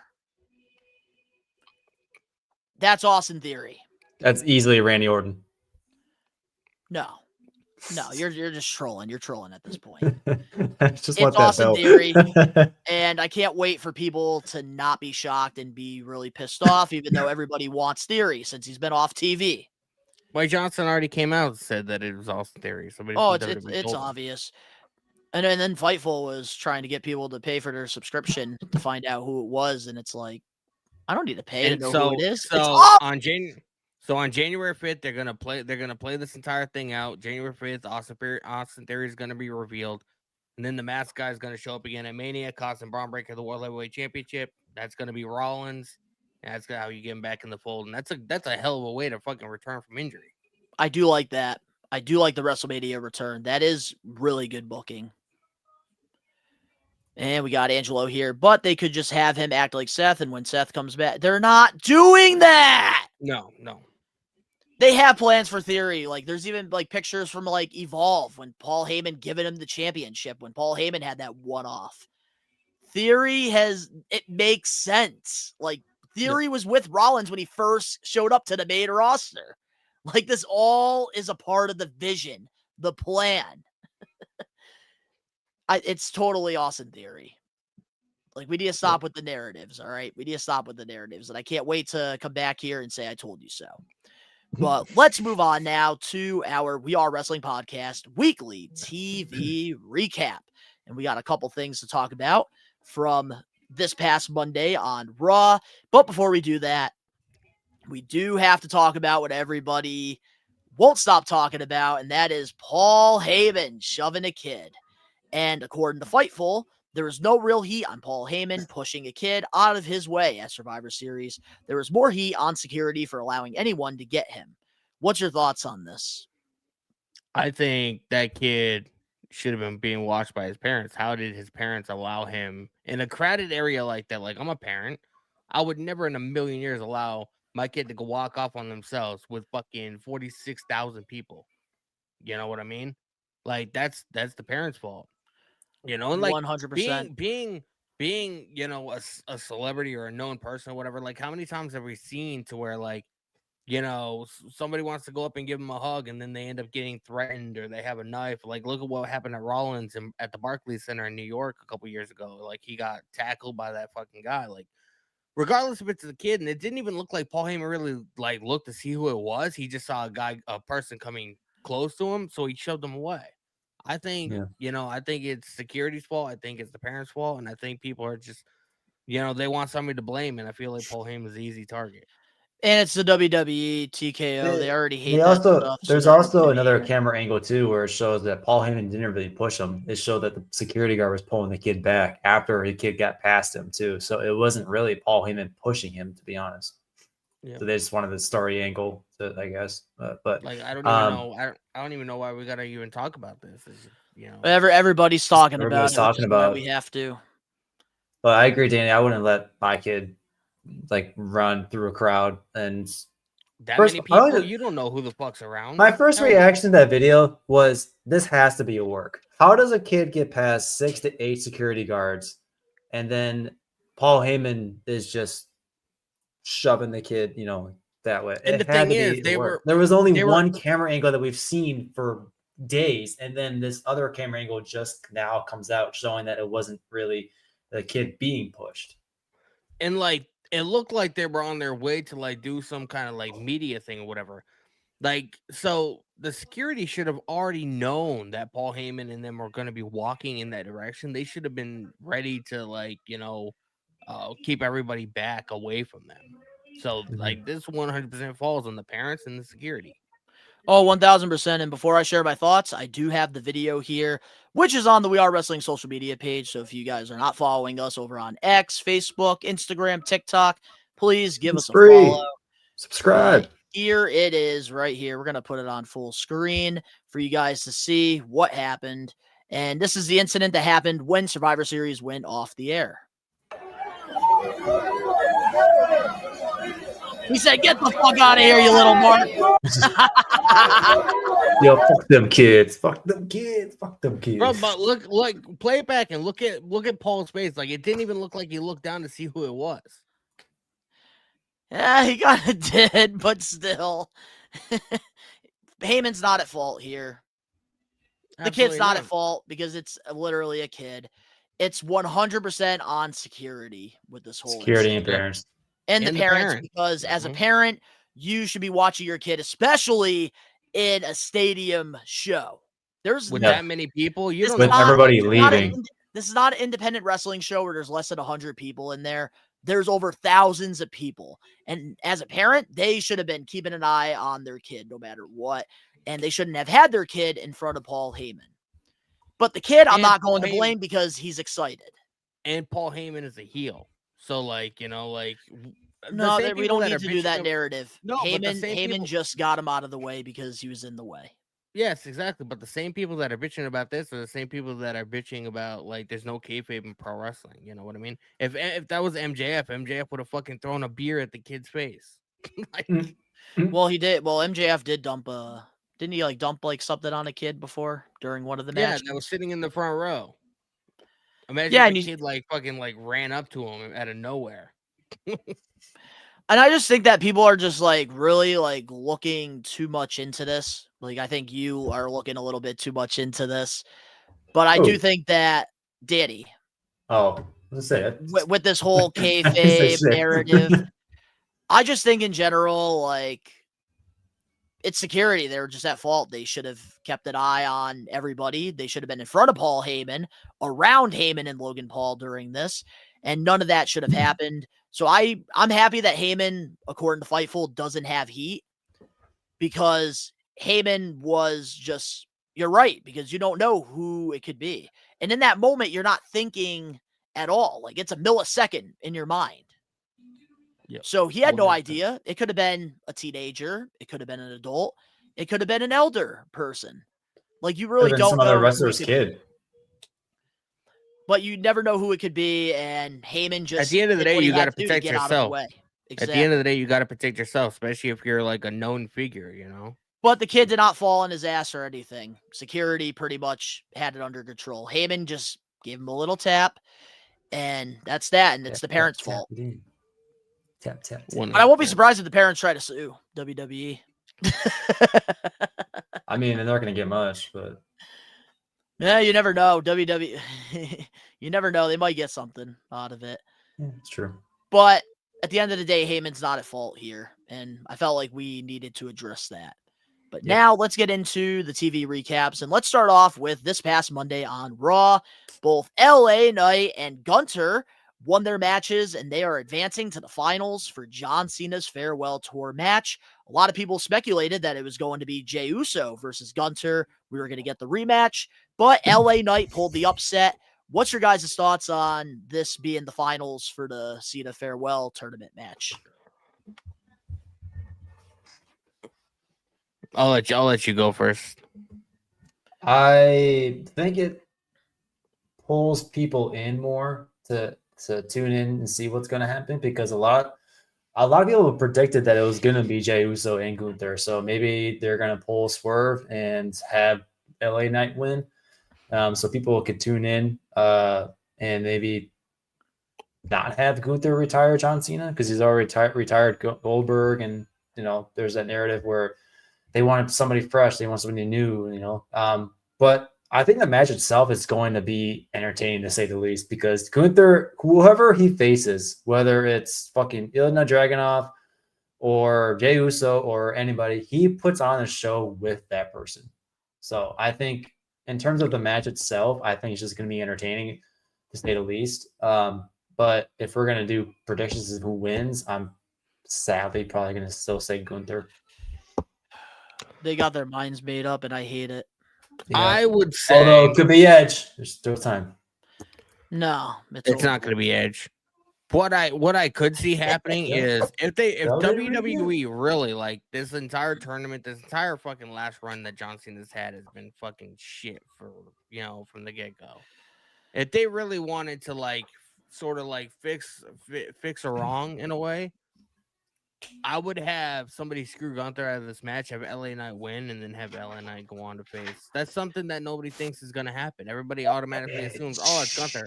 Bro, I thought I was shocked as a motherfucker when Jey Uso lost. I was like, I went into that match thinking, oh, it's going to be Jey Uso and Gunther in the finals. And then LA Knight won, I was like, holy shit. They could have had Javon Evans win instead of Gunther. To have Javon Evans, yeah. They could have had him win, and then people are like, oh, shoot, okay, this is intriguing then. Nah. No, but you know who should have won this tournament? Obafemi. He should have been in it. Obafemi, yes, he should have been in it, and he should have won it. But out of the people that were actually in this tournament, the person who should have won it was Carmelo Hayes. Yeah. I stand by it. And because this is the perfect opportunity to create a new star. Melo is from Boston. That could be the person who interrupts the match. He lose the Gunther? The torch. He lost the Gunter in the tournament. You could have Carmelo. Carmelo Hayes can be the one to insert, and have LA Knight win. And that gets Gunther and Carmelo Hayes in a that would be an interesting program. That's how you make Carmelo. I watched WWE my but I'm just so mad about it because like I felt like this tournament was such a missed opportunity. Like, I love that this farewell, like the final Saturday night main event, like we're getting these exhibition, like WWE, like NXT versus main roster people. I love that we're doing that. But like this tournament, it should have been people who have never won a world championship. That's how they should have done it. Gunter should have not been in the tournament. Damian Priest is a former world champion. He shouldn't Damian have been in the Priest. tournament. I think Obafemi Sheamus was shouldn't still have been maybe in the injured tournament. at the time. I think Obafemi was still injured at the time when they were No, he was taking a break. conducting the tournament. Oh, he was taking a break. I thought he was injured. So, But dude, Boba Fett, But- that would have been perfect. Braun Breaker would have been good. One thing I'm really upset about is the fact that we didn't get Jay's a former world Sheamus- champion. He we shouldn't didn't be get in it. Sheamus versus Gunther in the finals because I want to see Gunther versus Sheamus again. They put on a hell of a match. I don't care what you say about Sheamus, bro. Like, he's one of the most consistent performers WWE has. That dude, I love he's Sheamus. almost like Gunther. He does not have a bad match. I will Doesn't say, matter who the fuck he's wrestling. I will say this. I love that you continue to praise Sheamus because now you're a champion. He's never going to be a champion. Like, you're higher than him now. So I think it's time to stop with this Sheamus charade. It Is doesn't it? matter, man. And I think you Doesn't liked him Sheamus- because he was always so close to winning the championship. He's never You won can the never Intercontinental do it. That's Championship. the Donnie only belt he doesn't hasn't won, right? Yeah, Donnie doesn't think it's ever going to happen.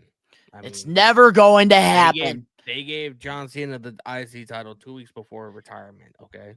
I like Sheamus. He's It's a good showtime. consistent worker, but there's like nothing else to him. He's just a good consistent worker. That's it. That's all there is. That WWE needs people like that. They do. I'm not saying Sheamus should be out of WWE at all, but he Sheamus doesn't is need a phenomenal. championship. He doesn't need to be in the finals of this tournament. I wanted to see. I want to see Gunther versus Sheamus again. Well, maybe you could Because I defend think your we're We on Are a whole Wrestling match. predictions title against him, and maybe he can actually No hold the fucking title. way. I will give. There's a good super chat goal. If we can get Sheamus's booking fee, I can get chopped by him for all the shit talking I've done. True. Die live on the We Are Wrestling pod. But I don't know. I just think like overall, like it should have been people who never won a world championship in that tournament because I feel like this should be a passing of the torch moment. And I do want to kind of address John Cena's dad, what he said exactly on the All Access podcast. So pretty much John Cena Sr. said he doesn't think Gunther should be John Cena's final opponent. And he said, well, it certainly wouldn't be Gunther, that's for sure. I don't think that's a wise move. I don't think the fans would enjoy that move. Myself, personally, Gunther does not need the rub. And I agree. I agree too. And can I ask you guys a question? I don't remember if I was still watching wrestling around the time when John Cena like showed up and did his whole ruthless aggression moment, this iconic moment. Did people know of him before he showed up and faced Kurt Angle? No, because he had one dark match I think before that, like a couple months before that, in 2001, because he debuted in like the summer of 2002. He had a dark match in towards the end of 2001, and he was called the Prototype. That's the name he went. No, it was by WW. John Cena's main roster debut was SmackDown April 2002 with Kurt Angle. Yeah, but I can't remember. He had a dark match in 2001. Yes, as the Prototype. Yep, because he was in OVW as the Prototype. There was a time where I took a break. I can't remember which years it was in between, so I didn't know if I watched that or not. But hey, Real Juggalo! Live Juggalo. I think in terms of what you were saying, Donnie, I say this tournament should have been not just somebody who needs should deserve a championship, but somebody who needs that recognition and who deserves the rub.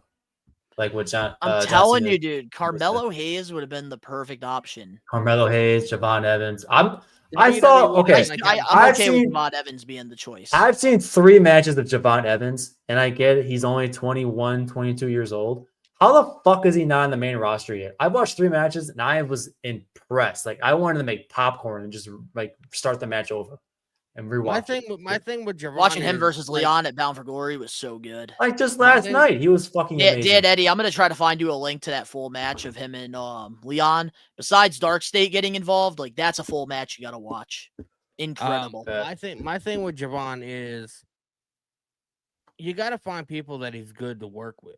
You know what I mean? Like, he's a smaller guy. Like, nobody really thought he had a chance against Gunther. It was a great match. Gunther works really well with smaller talent, but like nobody really thought that he had a chance. So you need to work with you need to have him work with people that, are good, consistent workers that can work his kind of style as well, to have it mix in. Yeah. And there's not many people like that on the main roster outside of like Carmelo Hayes, the Lucha Brothers, maybe Dominic Mysterio, but I feel like Javon Evans has some growing to do. I don't quite. Well, yeah, know of if course. ready He's for only the main 21. Like roster. I like that he was in the tournament, but I don't think he needed to win it. I just think I would have him- Melo is him. Like I would Melo have him should have stay got it. in. I would have him stay in NXT until he's about Carmelo Hayes is around 24, 31, 25, and then 32. make That's his move to the main still roster. prime years, man, in WWE. And like that's a perfect Yeah. age to build a company Dirty around Tom, somebody. Dirty Tom's not even 30 yet. Dirty Dom is 28. Yeah, I don't know he's when not his even 30 birthday is, yet. but he's But 28. that's the thing too. Like, I also want to get back to like the LA Knight thing because I'm also like really curious as well, like why they're doing this, putting him in the finals, because like it's only going to get LA Knight fans and Rage excited Like, to the point yeah. where they believe it's actually going to happen. And then when Gunter they- passes out LA Knight, they're going to say, "Oh, here we go again." It's either Carrying they're LA gonna Knight. they're behind LA Knight fully, or they're still mad at him for holding up that sign and wanting to give him like another like just a kick in the nards and be like, "Oh, you're in the finals, but you're gonna lose." I hope have it be Gunther LA all Knight all. gets it because I honestly, mean, LA there's Knight always- versus John Cena, I feel like if would be a W- better match. If overall. WWE really wanted to like throw a wrench in the system, I say that word a lot, and it's true because they don't. They like to play it safe 100%. Yeah, of the they time. probably But gave it to him for momentum. if they really wanted to have fun with this last round of matches, I would have LA Knight face Gunther, have Carmelo Hayes interrupt that match because Gunther choked out Carmelo Hayes. That could start a program with Carmelo Hayes and Gunther heading towards like the Rumble, and you could have LA Knight go over and face Cena at Saturday night's main event. If WWE really I want like to have that. fun with this, that's what I And would you do. have to have fun with this. Yeah, This I is was John mentioning that Cena's earlier, last too. match ever in the WWE. And like Gunther is a phenomenal performer, one of the very best. But his style of wrestling and John Cena's style of wrestling, it's only going to give us a okay match. Yep. I think with I LA feel Knight like- and John Cena, they have very similar wrestling styles. And with the larger than life personalities, they could make something special for Cena's Dude, last can you match. imagine the promos between the two? Like, it sucks how there's not going to be any promos before the match itself. But Yeah, because we're Can not you going to see imagine? Cena until he comes out his entrance. So, yeah, although on Monday after Raw, they're releasing that interview that they've been playing clips of. I'm excited After about Raw. that. So They ain't do any interferences, any match of the tournaments besides Bello and Bronson, so I don't see them doing an interference in the finals. Probably not. And we do appreciate the subscribe. appreciate it, Hurricane, man. Hurricanrana. Rana. we appreciate it. Thank you. Strong OG, maybe. All right, well, let's move on now to our last TV recap. This past Monday on Raw, Braun Breaker announced that he will face CM Punk on the January 5th episode of Monday Night Raw for the world title. Thoughts? I need that guy at my side when I'm doing leg day at the gym because that dude got me motivated as fuck with the promo of the year, to say the least. I want my Motivation, flowers. man. I want my flowers. You want your flowers? Yep, I want my flowers. Why do you want your flowers? My beautiful wife brought me a brownie. Well, Yeah. damn, I wish I was a We Are Wrestling champion. I wish I can get brownies. I'll give you a brownie Okay. when you go there. I'll be out soon. As far as the My wife is promo, goated, bro. I can't even Put the cookies down. It's Put a the cookies brownie. down. Brownie. now. The promo itself, all you gotta do is say Braun Breaker promo, and people will know what you're talking about. That's how good it was. And the fact that he's calling CM Punk out on January 5th, which is just the 1 year anniversary since Raw went to Netflix. Like that's a big deal now, because before it was like, oh yeah, 1 year anniversary. Now they're going to tune in and be like, oh, it's a 1 year anniversary. Also, Braun Breaker is going to put on a hell of a show against CM Punk. He was kicking CM Punk's ass in the War Games to start it off with. I'm sorry to say it. Like he was kicking CM Punk's ass, whether Punk was selling it or not. But that just pushed momentum to people Give me tuning my in flowers. January 5th. Flowers for what? I Give me asked. my flowers. Here's why I want my flowers. Because Braun Breaker, I have been saying this since the very beginning. His debut on NXT 2.0, he is next in line. Breaker has it, And this past Monday on Raw, anybody that questioned Braun Breaker, whether he's a main event talented or not, can't even talk because how excited I am. He You need threw to all of ask that out Rage the window. to give you your flowers because I've agreed with you every time you brought that up in the podcast. Oh, when the first episode he comes back, he's gonna give me my flowers for Braun Breaker. We need All right, we telling just you that make a right now. list. Just make a list of stuff. Rage, you said this about that person. Braun Rage, Breaker proved that he is going to be the next guy once Roman Reigns hangs up the boots. It's happening. Breaker is next. It's going to be him or Obafemi. Telling you that right now. Obafemi. That they're going to build this company around. It's going to be Breaker or Obafemi. Watch. And I'm telling Breaker here's my proved prediction that he is a main event guy. He is over. And Seth Rollins was holding him back all of these months with the vision. Because it's time. They better do the right thing January 5th. Strap a motherfucking rocket to Braun Breaker and let him. Would that make Bronson run Reed that like the world Solo championship. Sikoa in the vision? Like it's sort of like just the enforcer. Oh, He don't just even put doesn't Solo in really the same talk. sentences. Nah, the enforcer is Bronson Reed. All right, Braun That's Breaker. what I meant. Yeah, Bronson Reed. Yeah. Man, Anyways, Braun Danny, Breaker, what's your prediction? My prediction for the Breaker's Rumble is Ricky Saints beats Obafemi Saturday. He gets taken off TV until the Rumble, and he debuts on the main roster in the Rumble. Rumble's perfect. I like that a lot, actually. There's a lot of people that can come out in the Rumble too and have their debut. That'd be awesome. But that's the thing. But I also want to mention another thing about this promo that I really, really liked. I feel like a lot of the times in the modern era of WWE, probably for the past maybe 7 to 8 years now, everything feels polished. Everything just feels like it's supposed to be on television, supposed to be professional, this and that. But this promo, for the first time ever in a very, very long time in the WWE, it felt raw. This is something that I could have saw, like if I was watching Monday Night Raw in the Ruthless Aggression era or the Attitude era, I could have saw a promo like this because that's what we got every week on WWE programming. And I feel like that raw emotion, that raw feeling off script, we need to bring that back into professional wrestling. Quick question. So in turn, it may be because of recency bias because it just happened a couple of days ago. But how would you compare the Braun Breaker promo to the Cody Rhodes promo before War Games when he was talking about Rhodes is always beaten or Steiner is never beaten the Rhodes and that whole like everything that Cody was spitting was facts, like legitimately facts. And then the Braun Breaker promo, it was kind of like his coming out party. Like I am him. I'm going to be the next main star. I'm challenging you, Punk, for the title. And the title did look good on Breaker whenever he was wearing it. Wait, you said the Rhodes always beat the Steiners, right? Or that's what Cody said in the promo? Yeah, then everything Paul Heyman has been building up, Cody just knocks down and beats. Well, I got the perfect answer. What happened on Saturday? What happened? Tell me in this picture, Dan Eddy, That right here. that kind of looks like Cody Rhodes is like. That kind of looks like Cody Rhodes, winning that part. I don't know what you're. It kind of looks like he's fucking giving the pedigree to Braun Breaker. Braun Breaker, yeah. So I don't know what you're talking about. Devastating spear. He broke Cody in half.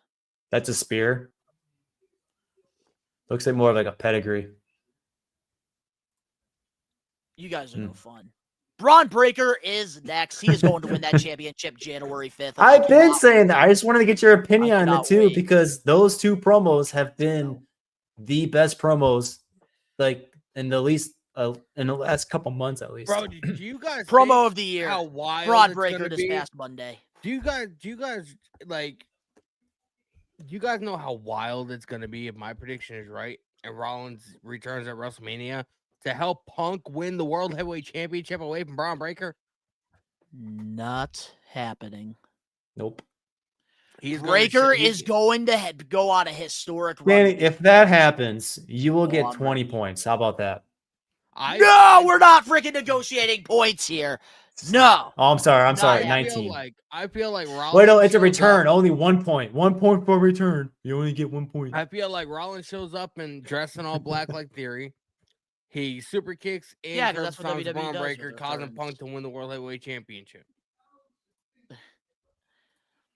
Then he'll lose it Anyways. for a bigger win to Punk with Seth helping him. Yeah, and that would work. I wouldn't be upset about it because then that sets a program up for Breaker to break Seth Rollins in half, and then he's going to get his championship back and become a 2-time champ. But overall, I'm so happy that Braun Breaker finally got the opportunity to cut a off-script style promo because I felt like this is what's missing in wrestling, and you can't teach emotion, and Breaker is ready. He is ready, and I think he proved that in this promo because all the criticism that he's had the last couple of months is all out the window now after that promo. And I cannot wait until January 5th, and I'm also excited to see where this is going to go with CM Punk because I think that they have a really good story here, especially with Braun Breaker bringing up the injury spot that could have happened because he did land pretty badly on his neck. I love how they worked that in the angle too. Me too. Can I ruin my career? Ugh. Breaker, a Roman, or Brock Lesnar. Oh, he's going to be Miles High. He is going to be. You better. Disagree, I'm telling you this right now, and I've been saying this since NXT 2.0. If you love stocks and you love gambling, I would be putting all your money on Braun Breaker being the next guy. Just want to say that. But let's move on to our We Are Wrestling podcast, weekly news and rumors. Which before this, I want to say, Ricky knows best. He is under the weather, so there is no Ricky knows best this week. But he said he will be back. There goes our fucking views. We might as well close up shop. We might as well close up the shop. But speaking of people that have been losing some viewership, according to the Wrestling Observer newsletter, this is some AEW news. AEW are trying to avoid putting Kenny Omega in long single matches, and that may be part of the reason why they put him back with the Young Bucks. What's your thoughts on Kenny Omega with this whole singles run thing? Did he leave? Dan Eddy said he'd be right back. Oh. I feel like I like Kenny Omega. You know, I think he's fantastic. He's a great in-ring worker or whatever. Hasn't been the same since his diverticulitis. Mm-hmm. But I do feel like a lot of his aura, he's lost a lot of his aura since he's been in AEW.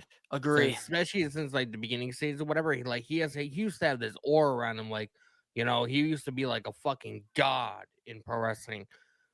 And now when you see him show up on Dynamite or Collision or whatever, like you don't get that same feeling that you used to get. You know what I mean? So, I as much as I like Kenny Omega, and you know, I think he's very successful, and I think he does in-ring, performance better than anybody else on the planet besides maybe Ospreay. I have a hard time caring because Tony Khan hasn't done anything to make me care. Yeah, and honestly, like I'll share my thoughts on this, like what it is, like all said and done. When it comes to Kenny Omega, he is not the same performer that he once was. And I can tell you that because firsthand, back in 2018, Northeast Wrestling had a show in Poughkeepsie. This was like a week after my birthday. This was my gift. And I actually got the opportunity to meet Kenny Omega and watch him wrestle Rey Fenix. And they had a 1 hour classic. And this is around the time when he was the cleaner. This was New Japan Pro Wrestling, Kenny, my God, Omega. And let me tell you, the aura that Kenny Omega had coming out to the ring that night in 2018, all the press all over the ring, like back in the 80s and the 90s, he had something special to him. And with AEW, he was a game changer for the company. And through his time, like at first he was putting over people, kind of got lost in the shuffle a little bit. And then he, I believe, had injuries. So then he came back as a heel, did the whole thing with Don Callis, winning all the championships, being the belt collector. And since then, he's been just dealing on and off injuries throughout his AEW run. And I do think with the latest stomach problems that he's had, he has lost a lot of that aura and he can't perform like he used to. But I will say I do love seeing a Kenny Omega than not seeing a Kenny Omega in the ring. Because he does have a special gift at this thing we love, and that's called pro wrestling. Yeah. It sucks that he's not that main event caliber star that could put on these 5-star 1-hour classics like he used to. And I'm sure throughout the years, there's been so many what if scenarios with him, like us wanting to see the Cleaner versus Roman at WrestleMania, him versus Rollins. Like, there's been so many of those scenarios, like us fantasy booking, which I think Kenny Omega, like, he's still got a little bit of gas in the tank, but the car is not running like it used to. And I think that that's okay.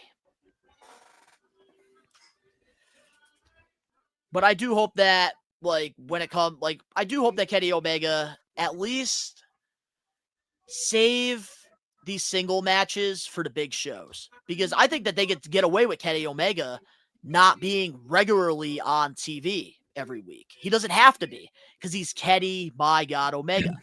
Have him wrestle on the pay-per-views. You don't even have to have him wrestle on the weekly shows.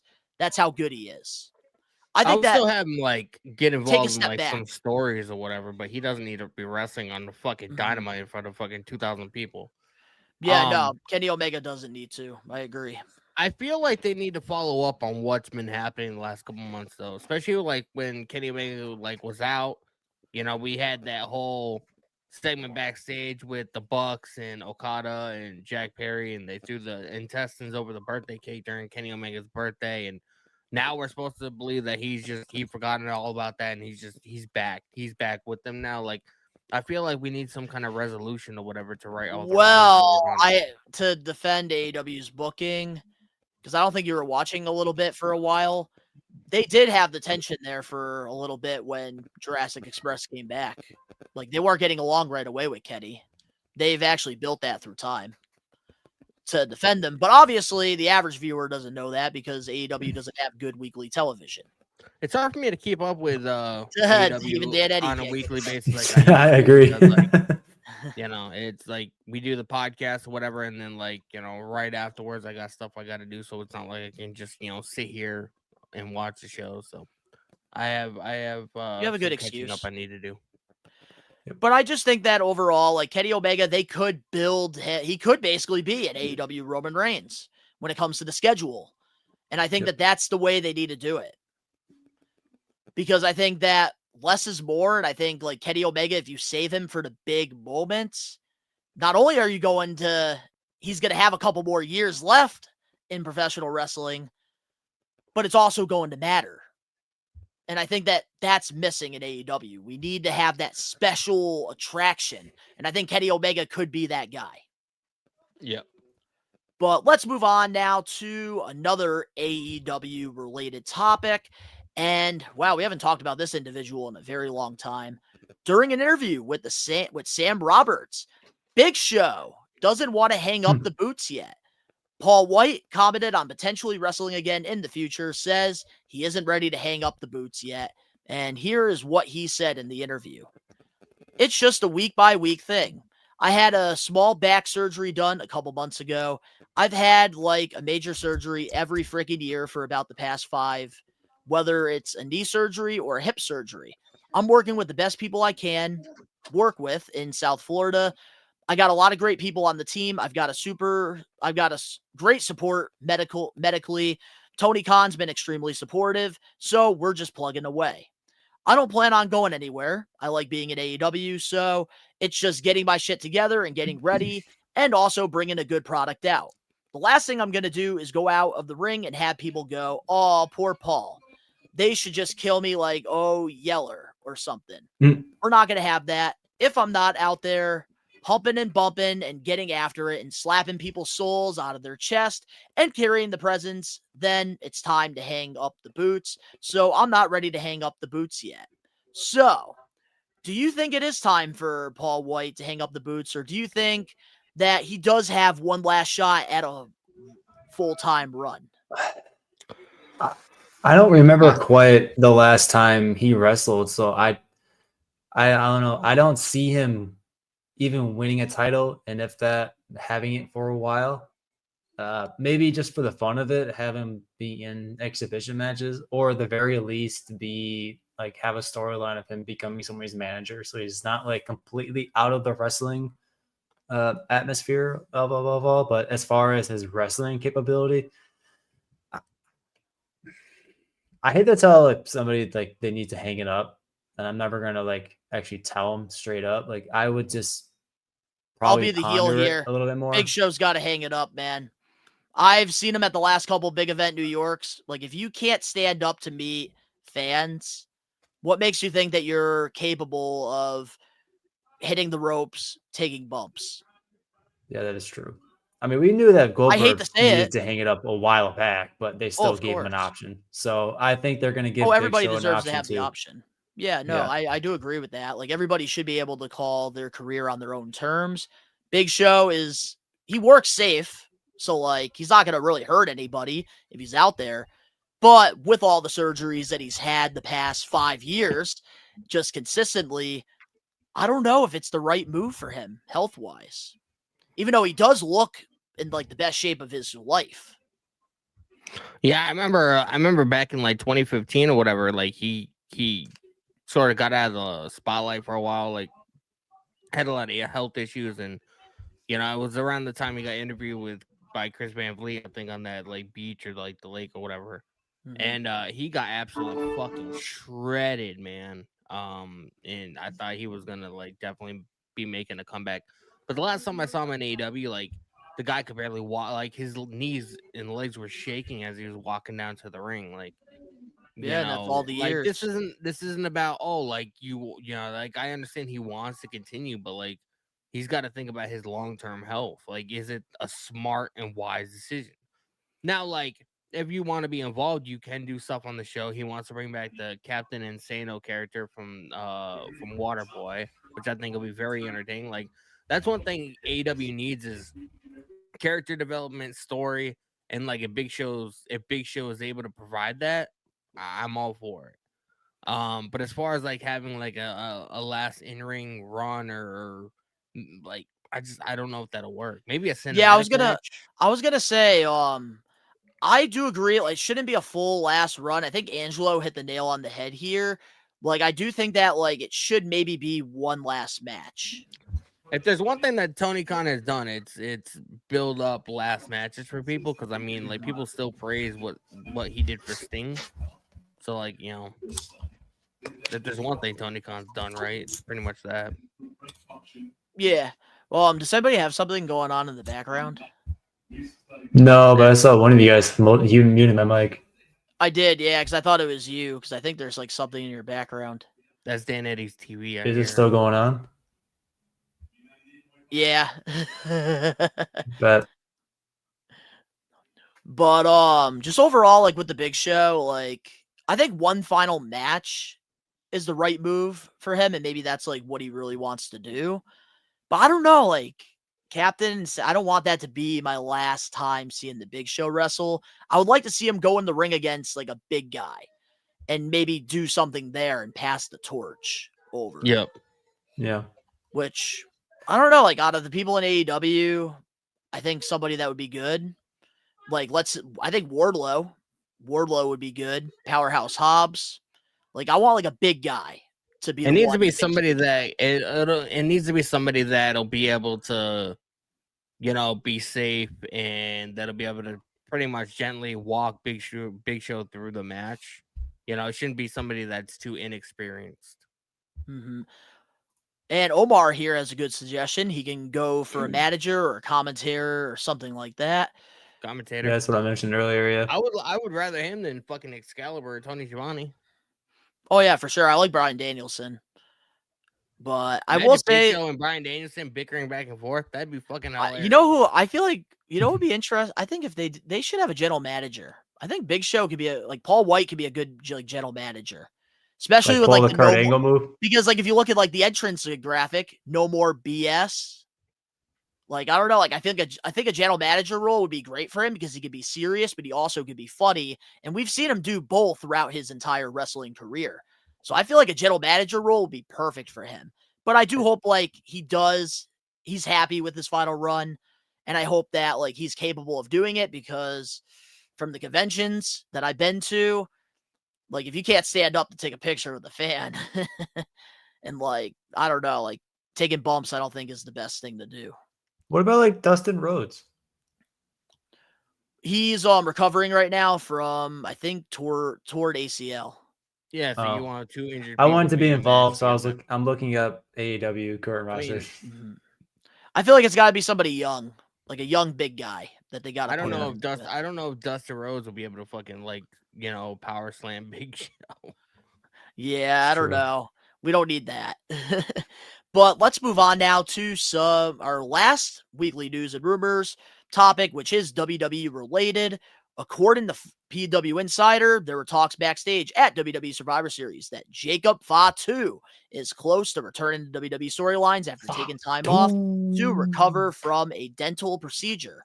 One source believes Jacob could be back on the road within the next few weeks, but an exact date hasn't been confirmed. What do you think WWE should do with Jacob Fatu when he comes back? I think Give he him the needs to title. come in guns blazing and figure out they need to do a storyline which can go over weeks and weeks. With him trying to figure out who attacked him going to all the different superstars backstage, and remember when I can't remember the context of the storyline, but remember when Steve Austin was general manager, half manager, half general manager, GM with Eric Bischoff, whatever, and he had that little badge. So there was a storyline where somebody got hit in the parking lot or something, and there would be segments on Raw to where he brought them into a dark lit room, had them sit in an interrogation room, and have them they should do something like that, bring some story and entertainment into who attacked Jacob Fatu. And then maybe it's going to lead to Randy Orton. That's how you get Randy Orton back on TV eventually. Randy versus Jacob. That's what I want.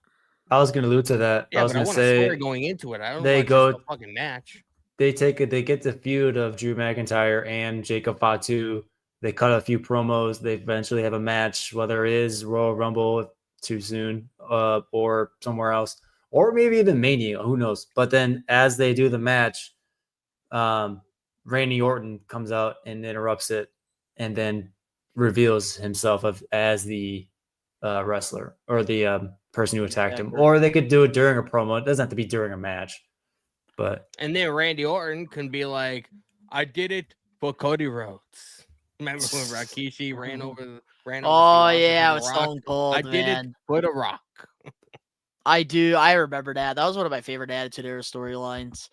But I will similar like this. But I will say this: we did see in the Monday Night Raw intro, Solo Sikoa looking at the TV production truck of Jacob Fatu. Yeah, I was gonna bring that up too. So I was gonna say, maybe Jacob Fatu not only is going to go after Drew McIntyre thing, and he did it, but he's going to go after Solo and the MFTs and finish that storyline. But I do think Randy Orton is going to get revealed. They're going to do some surveillance camera reveal or something, and Randy hits him with the RKO. Because I do think for WrestleMania 42, that's where we're going to get Randy versus Jacob. Maybe Elimination Chamber, we get a singles match with the two, and then WrestleMania we get a street fight or some stipulation involved. Yeah, some stipulation, because I do think that Randy's he's gonna put him over. And then Hell in a Cell match. And then eventually that's gonna lead to Cody and Randy eventually feuding, because Cody Rhodes has been friendly with Jacob Fatu. They were talking or whatever, and he was really mad when Jacob got attacked. That's why he attacked Drew, because he thought Drew was the one that did it. But when he finds out that Randy Orton is the one that attacked him, that's gonna set him over the edge. Yeah, but I do think that he's being betrayed. But I do think that Roman probably takes the title off of Cody, and obviously things could change from now till then because we're in December.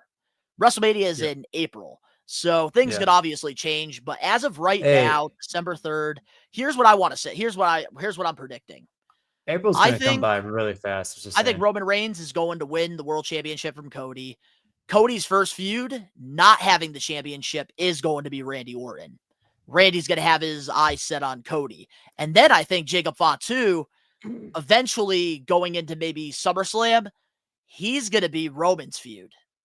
And I think that maybe Jacob Fatu will be the one to take the title off of Roman. But don't forget, You know, That could create a new star we've right had there. we've had those several stare downs where Randy Orton is looking at the WWE title, so we know that's what he wants. And the night that he attacked Jacob Well, Fatu was the Cody gets the screw night him. that he attacked Jacob Fatu was the night he was supposed to have a number one contenders match with Drew McIntyre. Roman is face, but that could change. Yeah, Dan's got a point. That could change. You never know what's going to happen. But I do think, like, in some perfect world, if Jacob Fatu gets put over by Randy, that leads to him going after a WWE championship. Doesn't even have to be Roman Reigns' title. It could be Braun Breaker. It could be CM Punk. It could be somebody else. But I do think that the goal here is going to be Randy putting over Jacob. What if we get Randy Orton winning the WWE title from Cody Rhodes, and then Jacob Fatu taking the title off of Cody Rhodes, or taking our title off of Randy? I would like that, but I think that with Jacob coming back, Cody's the guy, or Randy's the guy that attacked him. So I think that they're not going to wait that long. He attacked Jacob Fatu the night he was supposed to have a number one. But Cody's going against Roman at Mania. Randy Orton wants the WWE title.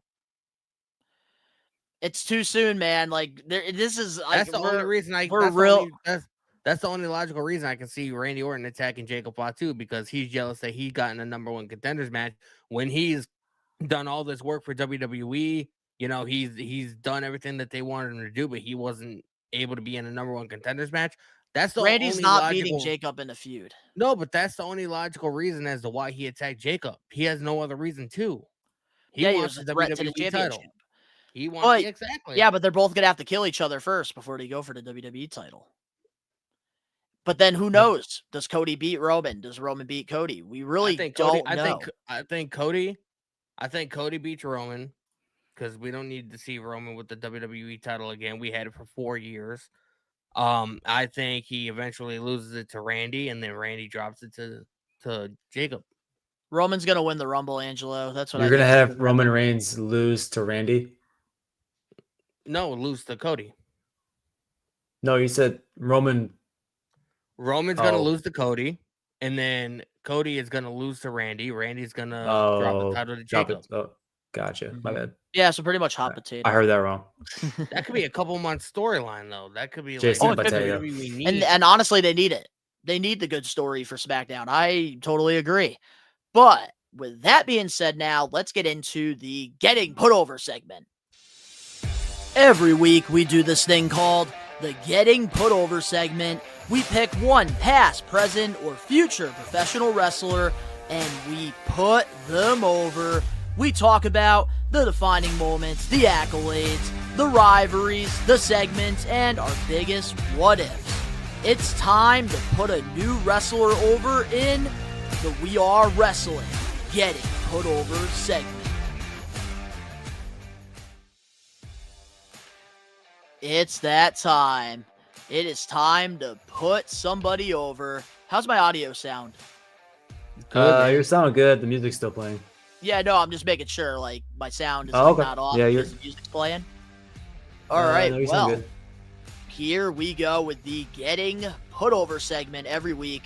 We alternate, pick one past, present, future professional wrestler, we put them over. And last week, we put over Survivor Series as the pay-per-view.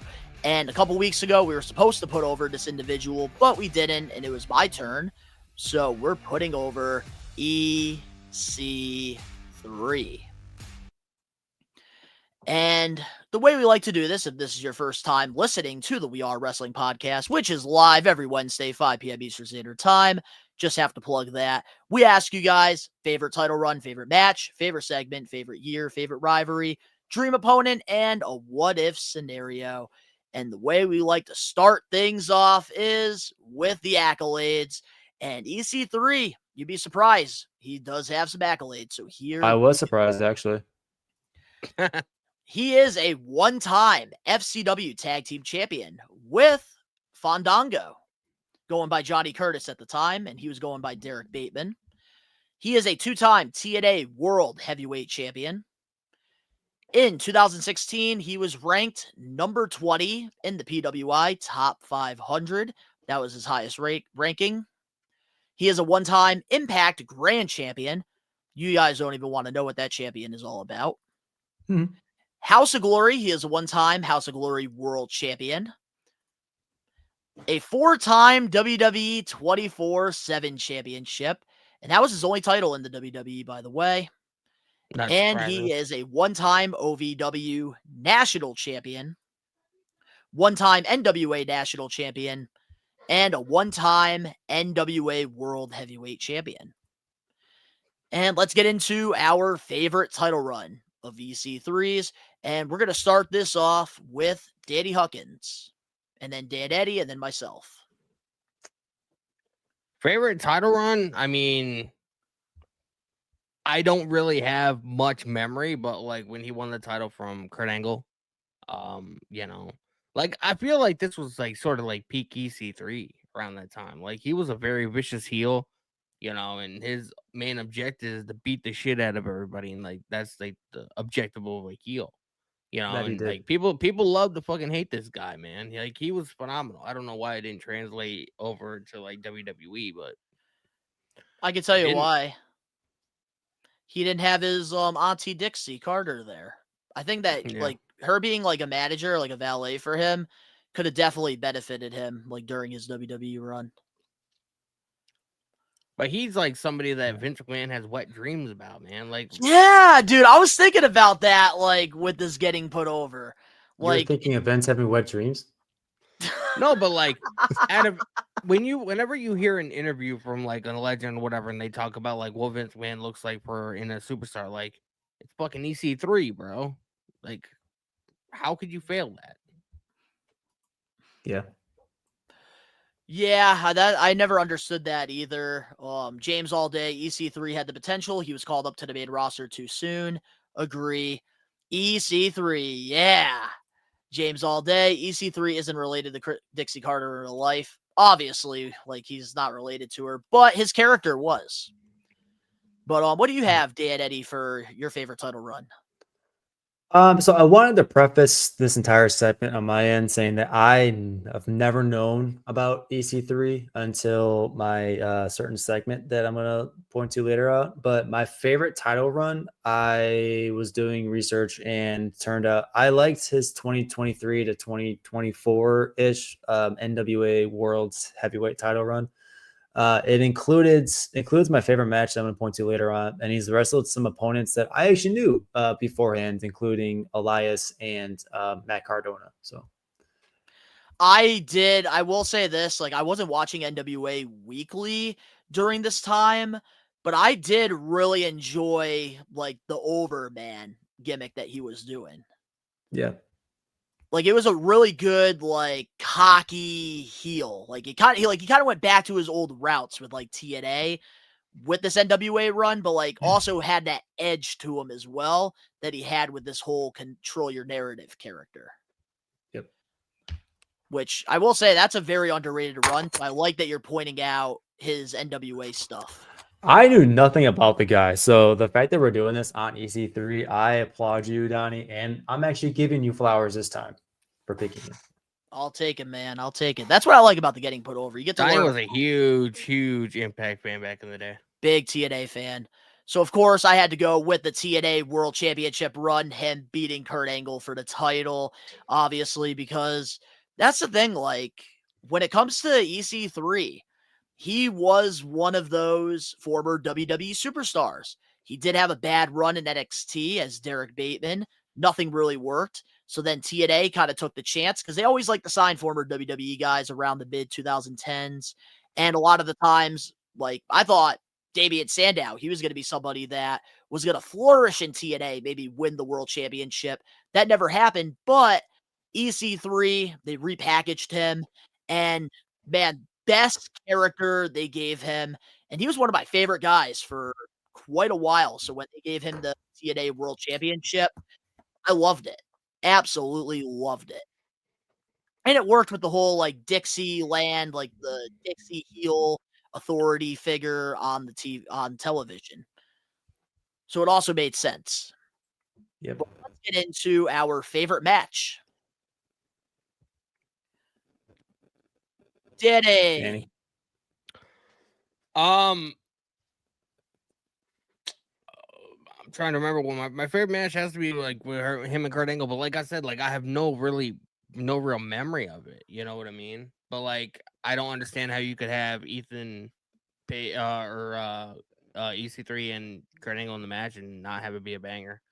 I'm always been a fan of Kurt Angle. I'm surprised you didn't pick the hard, like either a Matt versus EC3 match or a Jeff versus EC3 match, because they had some pretty good ones, especially the Full Metal Mayhem ladder match. I was sporadically watching Impact around this time. Like I was keeping up with it, but I wasn't like I would watch it 1 week and then I would go like 6-7 months without even fucking like thinking about it, you know. So I wasn't watching on a regular basis around this time, but you know. What do you got, Dan, for us? I'm interested in this. So you know already, but I picked the EC3 versus Matt Cardona for the NWA World's Heavyweight Title death match. And it was interesting because it had an indie feeling to it, but it was a huge powerhouse match with, two wrestlers that I know of Matt Cardona, aka Zack Ryder. So I knew of him. And then EC3, I was watching a lot of these matches that he was in to kind of do research for this whole segment. But I thought this match was super entertaining. Like it could have been on the main roster PLE, to be quite honest.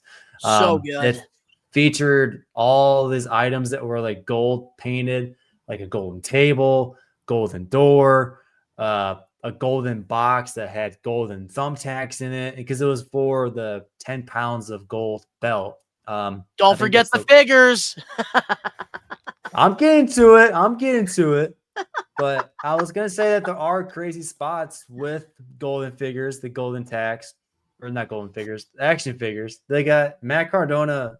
I forgot who dumped it, but there was a box full of action figures out of the box, Donnie, out of the box. So they're not worth anything. Hey, they still are. You'd be surprised. That's true. Yeah. I spent $280 on a Lucy this past weekend. They did bleed on it. So there could be, whatever. But the spot was they did a body slam onto the action figures. And I think the cherry on top was they spray painted light bulbs, like to put in a warehouse light fixture, those long T8 bulbs. Oh, they use those a lot in GCW. Yeah, so they spray painted gold. And as you can see the picture here for you audio listeners, Donnie has a picture of EC3 using the light bulbs and smashing them onto Matt Cardona's face. And my exact reaction when I watched it, I was like, damn! Like, there was like reflex. Like, I didn't plan that kind of reaction. I was just watching the match. So I was like, okay, yep, this is my favorite match. Such a good match. EC3 ultimately won, but that match was super crazy. And like how you were saying, Donnie, before we went live, or maybe we went live a little before, Matt Cardona puts on those kinds of matches. So he does. Deathmatch King, baby. But one funny thing about the figures that I could tell you guys, he sold all of them on Whatnot on Monday after this match. That's what he likes to do. But getting into my favorite match, Danny, you took mine. My favorite match was the EC3 versus Kurt Angle match, which this one was just so good because like a lot of people forget how great Kurt Angle was in TNA. Like he had some of his best matches, his best performances in that 6-sided ring. And with EC3 being the next guy that TNA was building their company around during this time, I thought that this was like the perfect passing of the torch moment. Kurt Angle made EC3 look so good here. And honestly, what better way to win your first world championship than against Olympic gold medalist, the face of TNA for quite some time. So for this match, like it was so good during its time, but everything EC3 was doing during this time was so good. And it made me so sad that like WWE didn't capitalize on it. And it gets me so mad still to this day. They didn't capitalize on it. Because, dude, like Danny was saying earlier, like when Vince McMahon has a wet dream, it's EC3. That's what he's looking for in his world champions and the main events of WrestleMania. that's who is the poster child for Vince's wet dreams is EC3. So I just never really understood it because he had everything. Great Went in the from ring, EC3 great mic to skills, Austin had a Theory. good look, great entrance. EC3 was it. He had it. But then I don't know what happened after he did the control your narrative thing. But we're putting him over, so we're not going to talk about that. But we got our favorite segment here, and EC3 had a lot of great segments. So let's talk about it. Hey, that's My me. favorite segment was probably when he made Jeff Hardy his personal assistant. And like I do really like this was like peak EC3, and like Jeff Hardy was that sympathetic baby face that like you just fell for him or whatever, because I mean, regardless of what Jeff has done in his personal life or like what kind of character he is on TV, like people just love to root for the guy, you know what I mean? So like him being treated like this, it just it pissed off a lot of people, I could imagine. And so EC3, Jeff, yeah, even fucking Big Man back there that's on the news now. Oh, Like, dude, yeah, the they Hardy, did their job. man, the Hardys and EC3 was such good storytelling at this time, and it kind of gave Jeff a purpose because he was kind of getting lost in the shuffle around this time. So having him do this for EC3, it just helped him get back to that world championship contention. Yeah. So I do really like this segment, especially with the fat head. All right, Yeah, Dan Eddy, we already know which one it is. You can I was gonna say, Donnie, you might want to avert your ears. I can't pick a different segment, different than where is EC 1 and 2, because I never knew anything about EC3. I didn't even know he was a wrestler. Stupid. It's so stupid, but it sticks to your head. It's like one of guy, those brain rot songs you hear on the radio, and then it gets stuck in your head for 6 months, and you can't stop singing it. That's why I don't listen to the fucking radio, Dan. Well, I am sorry. I'm just using it as an example. But I digress. I am using this segment as my favorite segment to not put down EC3, but to give him gratitude of being there and getting gratitude of getting buried. Let me finish. I'm not using this segment as a way to put him down because I am putting over EC3 or John Moxley or Dean Ambrose. Let me finish. I use this segment to put over John Moxley. I'm using this segment to put over EC3 as well. Like I'm trying to say is I was introduced to him because of this segment. And now such a bad way to be introduced to somebody. All right. What I'm trying to say is that you're not the champion. All right, I'm done. I'm sorry. Favorite segment. That's it. It was a clever line. I just hated that EC3. I don't know. I just I wish it was better. Wasn't this his last appearance in WWE? No, because then this was his last time he ever talked on a microphone, and then Mox buried him, and then he just went on to he didn't talk that entire segment with a moment of bliss. Damn, that's sad. Wow, man. So sad. But getting into my favorite segment here, I had to go with the first vignettes that he posted post WWE with this Control Your Narrative thing. Even though Control Your Narrative was a complete flop, it was a failure. The video packages that he was creating for this was really, really good. And people were believing that they were going to compete against AEW. That tells you how good EC3 did. Bro, I remember seeing a bunch of memes. I remember seeing a bunch of memes when Control Your Narrative first got announced or whatever. People were making memes of wrestling rings inside of fucking Walmarts and fucking grocery stores and shit with 2 people around it. Well, you weren't allowed to do super kicks. I know that was one of the rules in Control Your Narrative. But I thought the video packages were really, really cool, especially the vignette that he did for TNA Slammiversary that year when they had no fans. I thought that was really cool.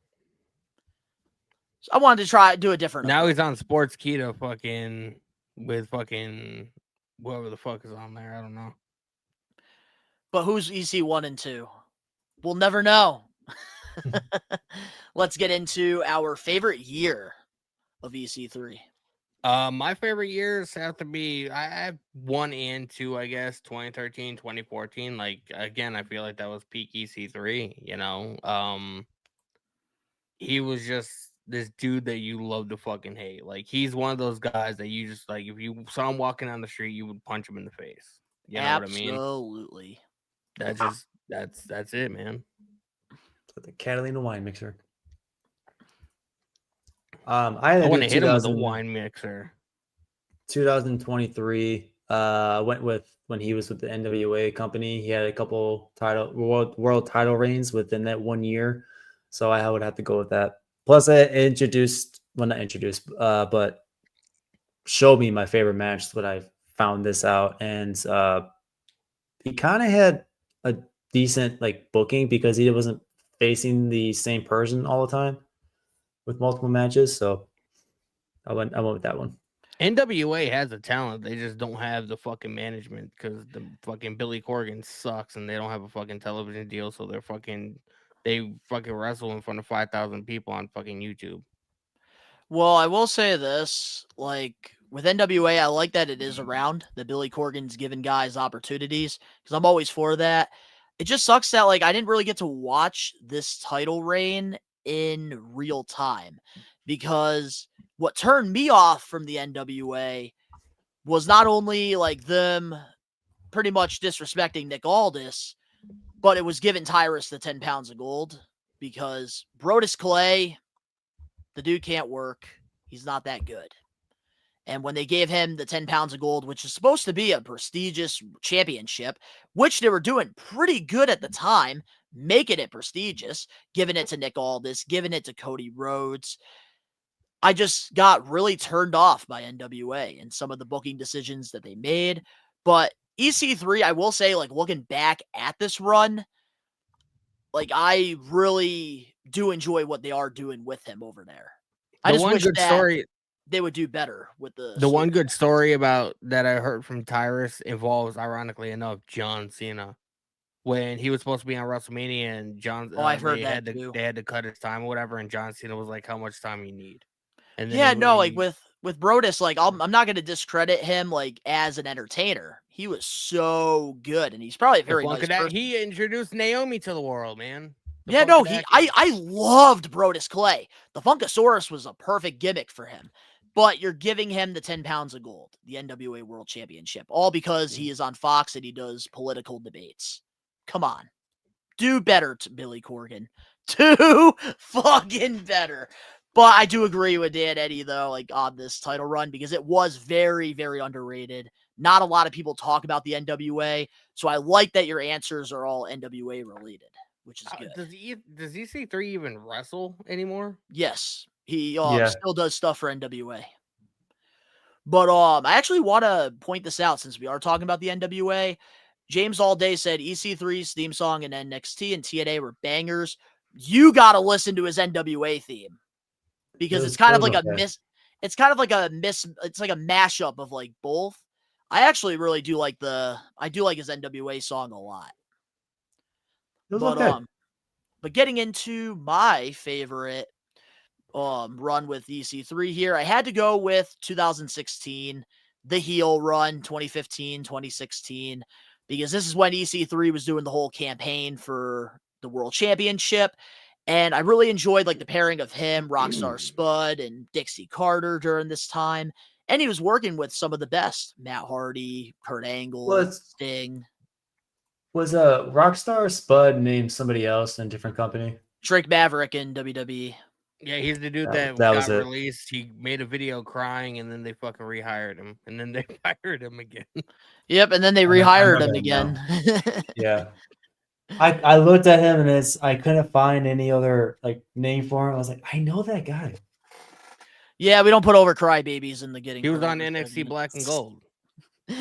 That's where I recognize him from. I remember seeing him in NXT. And then he was chasing the 24/7 title, and he was married to what's her face. I will say the 24/7 stuff that he did with R-Truth. That was the only good thing about that title. Oh yeah, who did he marry? Who did he marry? It was some blonde chick. I can't remember her name. Is she even with the company anymore? Was it Dana Brooke? Probably not. It might have been Dana Brooke. No.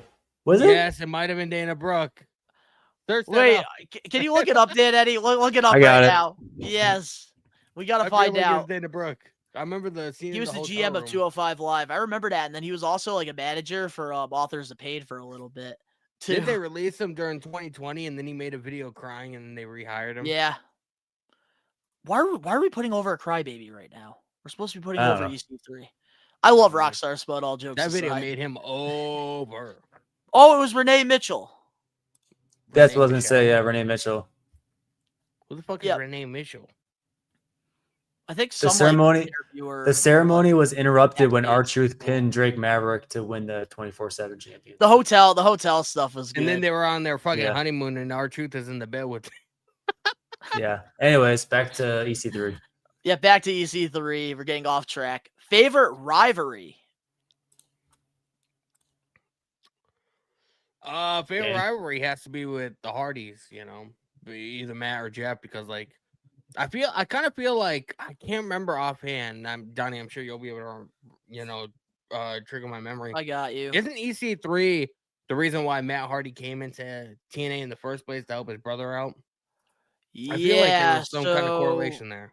So he was doing this Stronger Than Death gimmick in Ring of Honor, and then he happened to come back to TNA because they were trying to obviously save the company.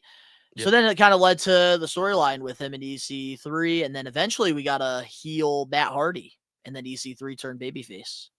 Yeah. So like, I mean, that was fantastic, you know. Like, if you, it's pretty much been proven everywhere. Like, if you want to put somebody over or get somebody over, have them do something with the Hardys, because like, you know, like especially if you want somebody to be a heel, like the Hardys are like uber baby faces and like very sympathetic characters. You know, people love Matt and Jeff. Man, So, like, James you- All Day hit the nail on the head here. Big Money Matt was an underrated gimmick. Absolutely. And I think Bro, nobody Matt talks about Hardy- it because of how good the broken character Nobody was. really, I don't feel like anybody really appreciates like the changes that Matt has gone through over the years, like the evolutions. Like, he's never been like anywhere he's gone, he's never been like the same character everywhere. You really don't sit back and ponder it. Yeah, I would say that. Mhm. He's almost like Jericho to me. Jericho's the same way. Yeah, Oh, that's for not sure. bad, yeah. I could see that for sure. I had a feeling you guys would pick the Hardys because you guys are more of a teen Impact fans than I am. So I went with Bobby Lashley, I like that. and I think their wrestling style is similar because they're just like huge dominant forces that, you know, like want to steal the sunshine. They will put on terrific matches. I think Bobby Lashley works great with really anybody, and the fact that he worked with EC3 blew my mind. So I was kind of watching their matches, and I was like, okay, they got good chemistry in the ring. And they had different stipulations like a no holds barred, and just the two of them in a ring just seemed like a great idea. And the fact that they had a feud, it was interesting to watch. Bro, that picture I of wanted EC3 what's it called? I wanted to zig while you guys zagged.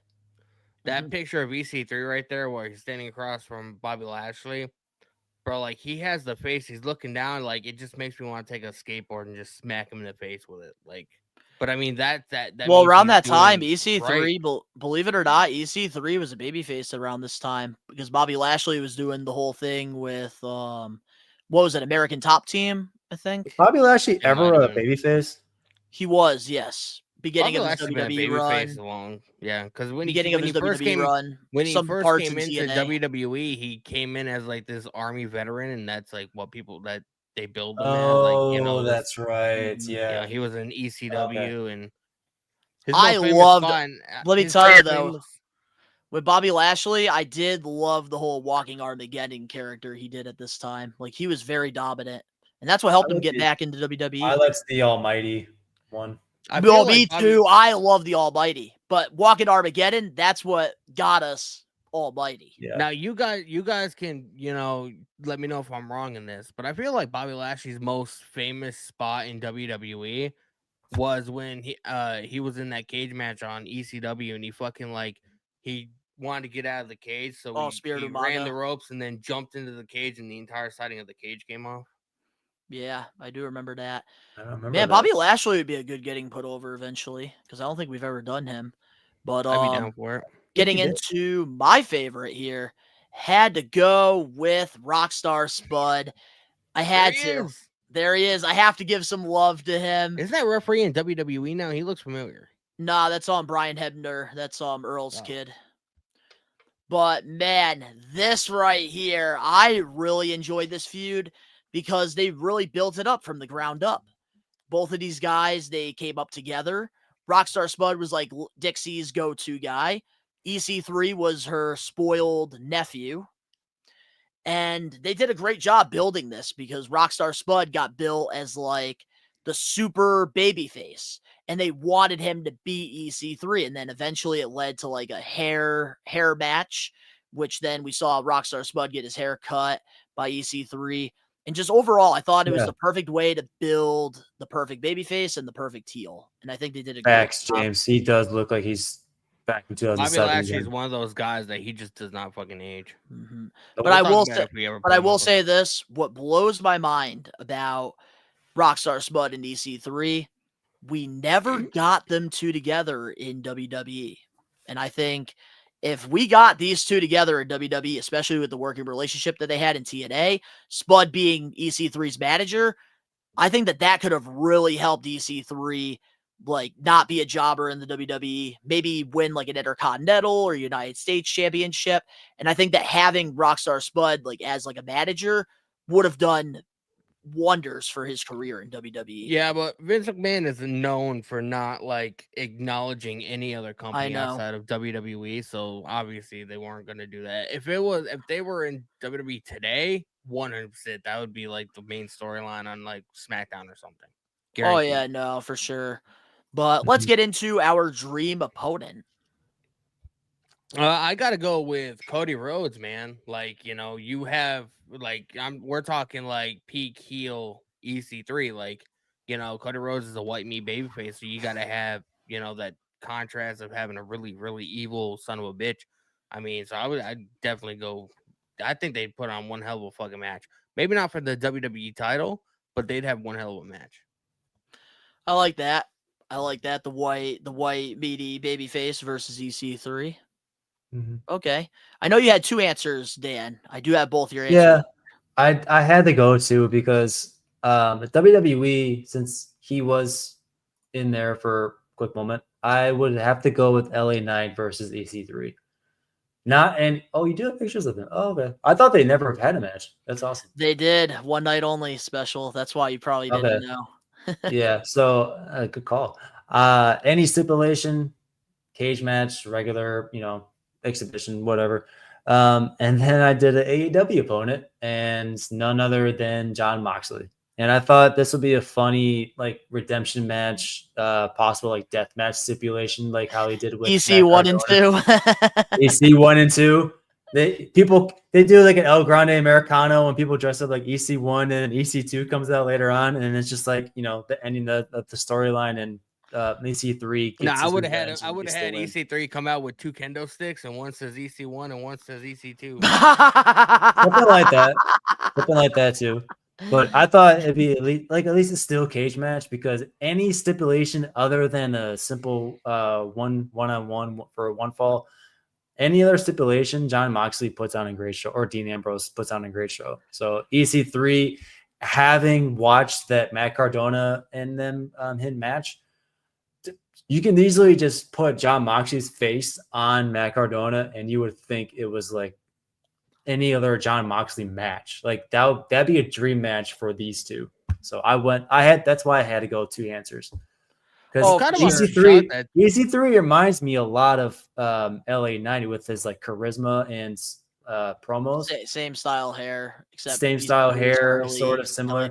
I will say though, with the LA Knight versus EC3, it's like the 1%er versus the BFT. The 1%er though, I am kind of disappointed in having it be one of his finishing moves. It's sort of like cheesy in a way. Like it doesn't seem that like effective, and it reminded me right away of Bailey's Rosebud or Rose Plant finishing move. Mm-hmm. So Other than that, though, I think you could book that, and it'd be a great match to watch. Wow, James all day. I'm surprised that TK has never given EC3 a shot at an AEW. He must have said something to piss him off because. Well, the Maybe. control your narrative, a lot of the rules that were like involved with the company were shots at AEW directly. But also working with Vince Russo probably didn't help him either. But James all day, he is spamming the chat with a lot of dream matches, so I do want to share some of them here. EC3 versus Randy Orton, EC3 versus CM Punk, EC3 versus Seth Rollins. Always wanted EC3 versus Seth Rollins, but here was my answer, and that is EC3 versus MJF. I had to go with this one right here. Two very similar characters, and I think that they would have put on such a great match because they both have like very similar wrestling abilities and style. And I think that you could really tell a good story here. Maybe have them like be like spoiled, like brat tag team and like maybe win titles. And then eventually one could snake the other. Maybe MJF snakes EC3 because EC3 was also a good babyface at the end of his TNA run. And I thought that they could do a really good storyline there. And they both have some like very similar traits about their characters. And in the early days of AEW, before MJF got over, a lot of people were comparing him to EC3. Now, would this be babyface versus heel or heel versus heel? Oh, I would want a fun heel versus heel match, but then eventually the feud, I would want EC3 to be the babyface and MJF to be the heel. But I think it would be MJF's not famous. That's why he's in a bunch of Hollywood movies, like one of the most viewed movies on fucking Netflix this summer. Yeah, I was about to say Miles High. I don't know what you're talking about, man.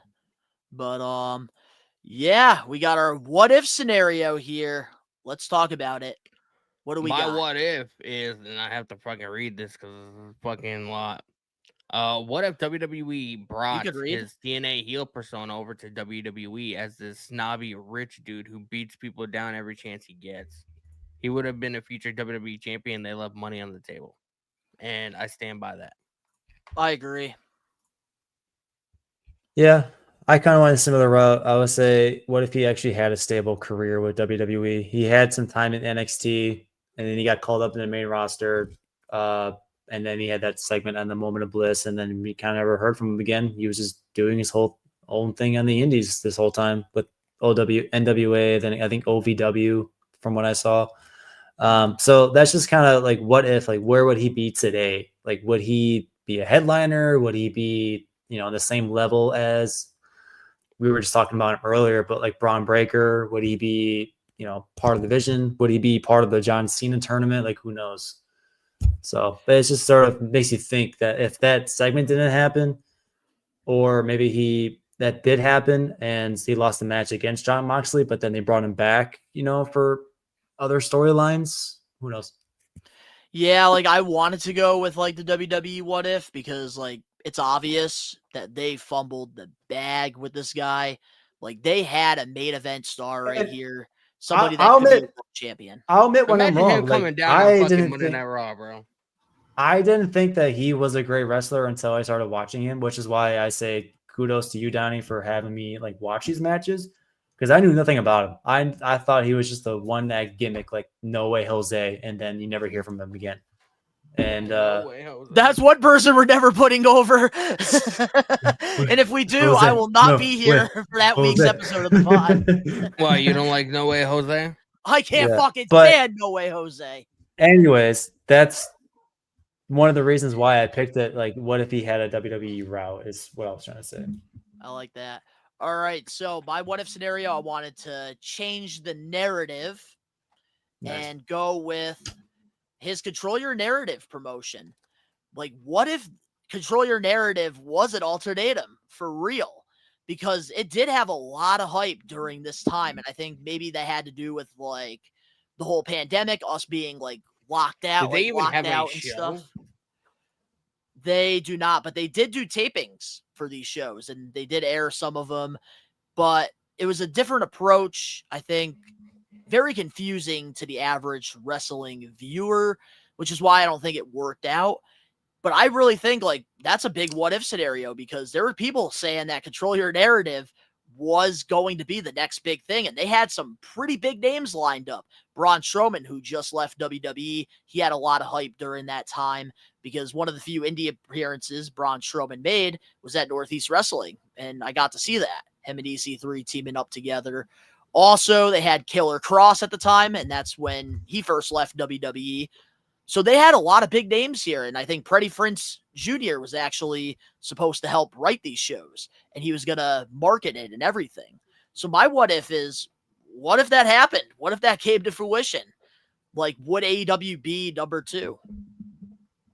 I think we will, because like it doesn't just take a good promotion. Oh, Austin Aries, I forgot about that too. You know, it takes money, and like, you know, like Tony Khan is a billionaire that has no problem spending money. So until that changes, they're always going to be number 2. All right. Like, at the end of the day, it always comes down to money. Fun fact: Austin Aries is from Milwaukee. Hell yeah. He's one of the most hated people in pro wrestling, man. I haven't heard. Nah, people want him to be a babyface the past year in the IWC. People like him, actually, surprisingly. Not when Vince was writing things. But I think people feel bad for him, and they see the talent he has now that Triple H is sucking as a booker. Which I will never put over Booker Triple H. You think Control Your Narrative would never be another GCW? I could see it. Yes, that's what I'm saying. My what if scenario, because like I felt like it ended maybe a little too early.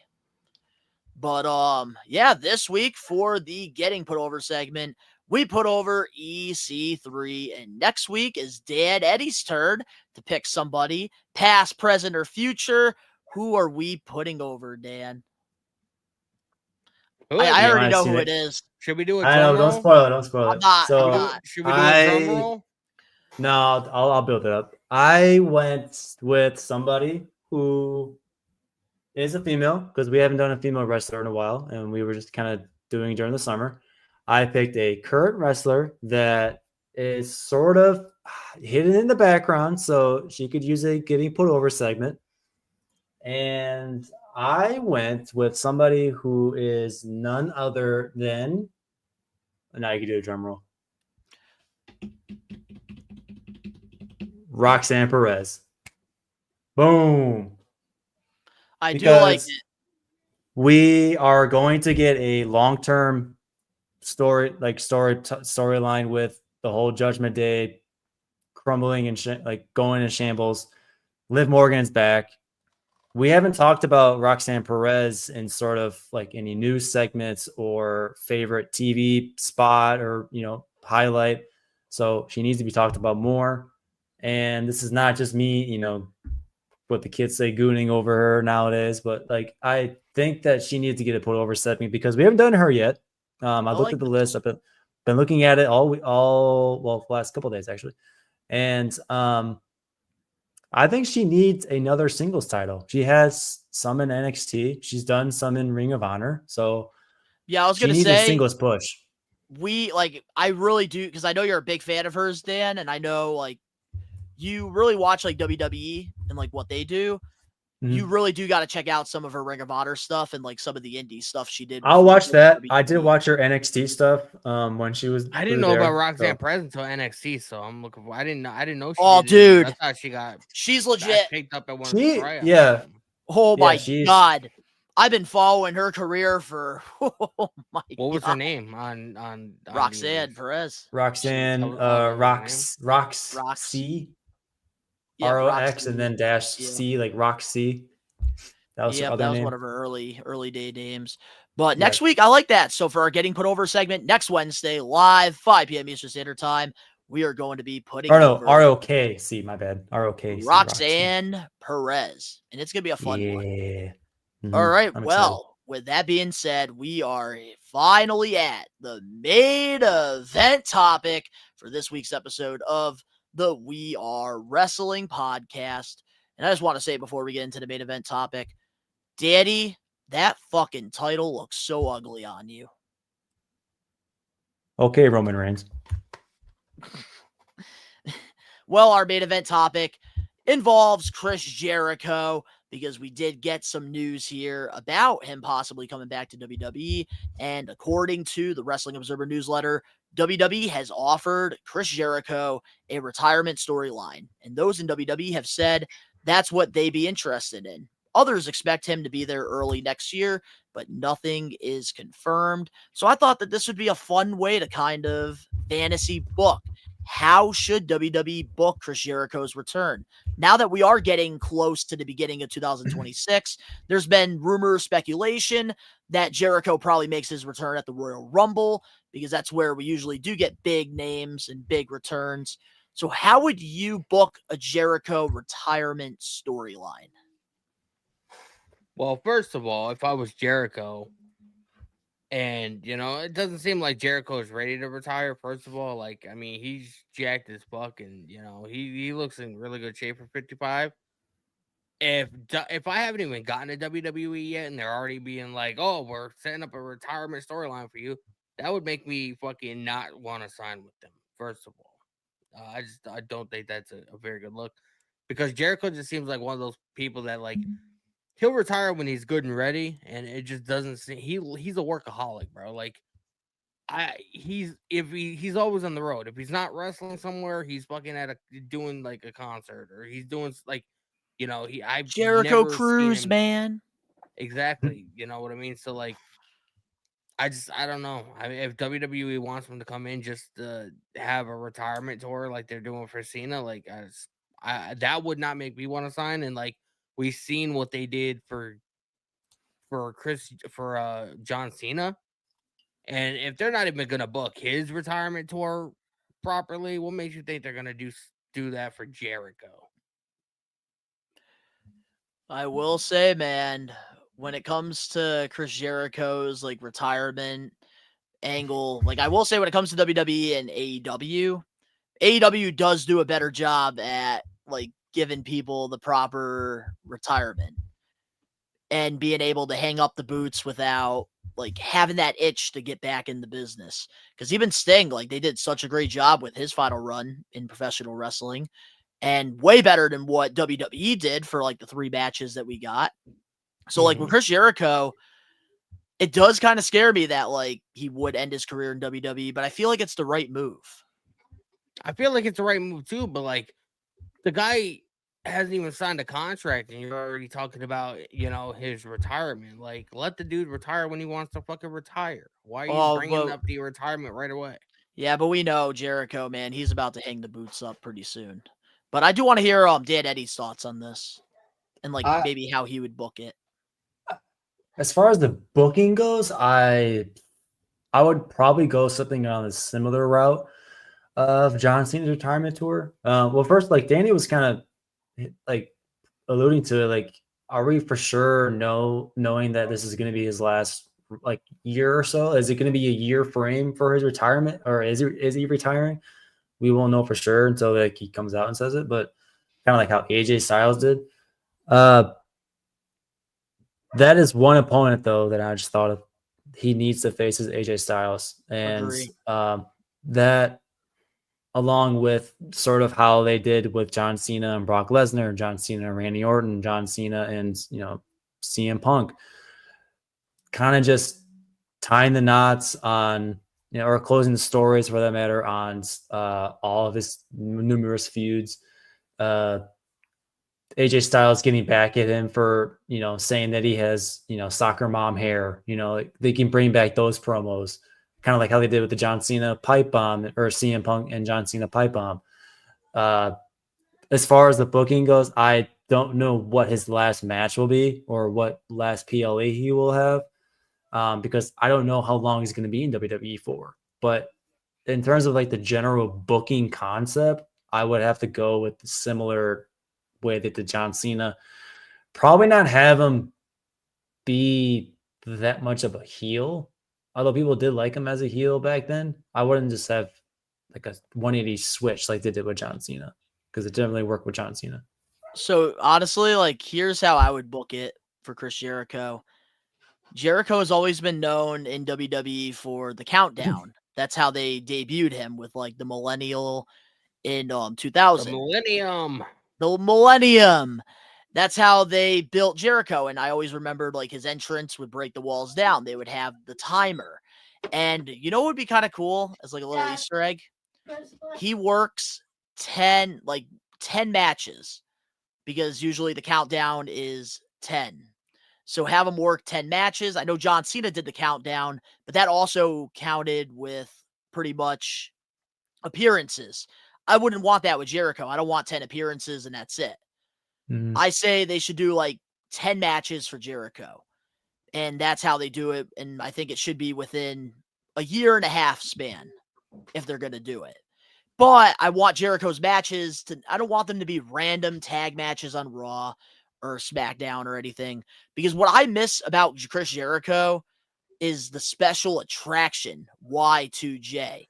And I felt like with AEW, he was that special attraction when the company first started, when he won the AEW World Championship. But then the more time went by, he kind of just got lost in the shuffle. And like he kind of lost that special attraction. And I don't want that with Jericho because I felt like Jericho's been one of the best pro wrestlers of all time when it comes to recreating, redefining himself. And when he would leave WWE to go on tour with Fozzy or an injury, he would always come back and it meant something.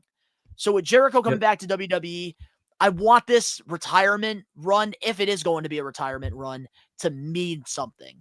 Have him work with guys like Seth Rollins. Have him work with guys like Braun Breaker. And the future, the past, like I want him to work with all of it. But I just want that special Chris Jericho feeling that we haven't had in a long freaking time. Yeah, definitely. And that's kind of where I stand on it. You can put Chris Jericho up there with like Matt Hardy and other wrestlers that did so many different characters that some of them just get lost in the shuffle. And ever since Chris Jericho debuted with that stupid ass ponytail to now him becoming the lead singer of, is it Judas? Fozzy. The song's name is Judas, my bad. And then catchy as fuck. Yeah, it is. Him coming back to WWE. I mean, that's gonna be crazy. Ooh, so on my playlist, I want it to be more story driven, though. I want it to be totally different. Yeah. Than what That's what I was gonna say. But So if they're gonna have a limited amount of appearances for Chris Jericho, much like how they did with John Cena, I want him to have more promos than matches because he on the mic against storyteller. Anybody. He's a storyteller. He will roast anybody. His last match should be with put on the list. Being put on the list, whatever. Yeah, I can see that. But I would say giving him more promos than actual matches is probably like save him for the pay-per-views. Yeah. That's what they got to do. Like save him for the PLEs. Like he doesn't have to wrestle on a random episode of Raw or SmackDown. PLEs and maybe some Saturday night events. No, like you need him on I'm saying like yes, have him on the shows. I'm not saying like Jericho only needs to be at the pay-per-views. I'm saying he could do the promos on the weekly shows. But the pay-per-views, PLEs, that's where we get a Jericho match where it actually matters. Mm-hmm. And that's like with WWE's light schedule now, they're not like doing live events outside of like the holiday tour and like depending on if they're going to be traveling overseas or whatever. But like he can make Raw or SmackDown once a week or whatever because he was doing that for Dynamite. Like he'd be at every single Dynamite for fucking years. Even if he did have Fozzy stuff going on, you know what I mean? So yeah, like I'm not like I just want him to come back to being a special attraction. But I will say this: like when I was traveling, I actually have the song on my playlist from Saliva, "King of My World," and I was like playing it right. I was playing it, and I was like, "Dude, imagine Jericho comes back to King of My World. That would be sick." But I do feel like it is going to be Break the Walls Down because we haven't heard that in years. Depends. Did WWE still own the rights to it? Of course, Jim Johnson. I think so. Yeah, they have the rights to it. But overall, man, it's going to be interesting to see what happens with Chris Jericho. But hopefully he's happy with whatever decision he makes. If this is like his final run, whether it is going back to AEW or WWE, I just want him to be satisfied with it. being able to walk out in the sunset and just be satisfied with his career. So if it is WWE or AEW, I'm rooting for Jericho. I do think he is going to have that final run in WWE because timing is everything. I don't think they can actually go wrong with Chris Jericho as long as they don't do a major swerve like John Cena's heel turn. I don't think they can do wrong with Chris Jericho. Yeah, don't hype up Jericho's retirement. Like, don't do a whole retirement tour thing, hyping it up. Yeah. Because then you're just going to get people disappointed. Like, surprise us. Don't tell us when Jericho's last match is going to be until it actually happens. So that's what I'm kind of hoping out of it. But is there anything else, boys, before we close off this week's episode of the pod? I'm excited for Jericho to come back. And, if WWE pulls the same shit that they pulled with John Cena's last run, I'm going to be highly disappointed. So don't fuck it up, Paul. Yeah, they have their last match scheduled or his last appearance scheduled in New York, and then they just change it all of a sudden because of money. That'd be really annoying. God. Yeah, his last match was supposed to be in Boston, but they fucking Washington. Money. Bullshit. And like Absolute Vince McMahon is supposed to be there. Fucking Donald Trump is supposed Vince to be there. Vince would have never did that to Cena. I stand on that. But if you guys haven't checked out the latest vlogs on the channel, we have a brand new House of Glory vlog that is up. We are wrestling. Myself, I went to Big Event New York. That vlog is up. TNA Bound for Glory, and a WWE fan's first time going to an indie show. If you haven't checked out any of those vlogs, they're up on the We Are Wrestling YouTube channel. And our schedule, in case you are tuning in late to the pod, this is our schedule for the month of December because Christmas Eve and New Year's Eve land on a Wednesday. So we're going to be having 2 already taped episodes that will be airing at 5 p.m. Eastern Standard Time, like you would normally get live. And then, of course, with the week after John Cena's retirement tour, we're going to be doing a whole review on the entire run itself from start to finish. And that will probably be just a whole episode. We won't be doing the news or anything on the flagship show, probably an extra. But guys, I hope you enjoyed this week's episode of the We Are Wrestling podcast. If you did, smash that like button now. If you're not a We Are Wrestling Maniac yet already, oh my God. Recommend you guys to hit that subscribe button now, turn on the post notifications. If you're listening to this episode, wherever you get your podcast, please leave us a 5-star review, not just any review, a best review, and download this episode and all the other episodes. If you're not following us over on Facebook, Instagram, X, and Twitter, go give us a follow on there. All the links down below. And, of course, we have our own things we have going on. You can go follow my toy channel, Best One Donnie, link down below if you want to get yourself a Grind is Real shirt. Perfect gift for the holidays, link down below. Danny Huckins, if you want to see him continue to talk shit, not in front of me and Dan Eddy's face, on his live watch-alongs for the weekly shows, you can go do that. Danny Huckins, PW. Links down in the description box below. Oh, my God. That title. So sad. But Dan Eddy... I'm like Tommaso Ciampa when he had the NXT title. I had to. I'm fucking sick of it. I'm sick of it.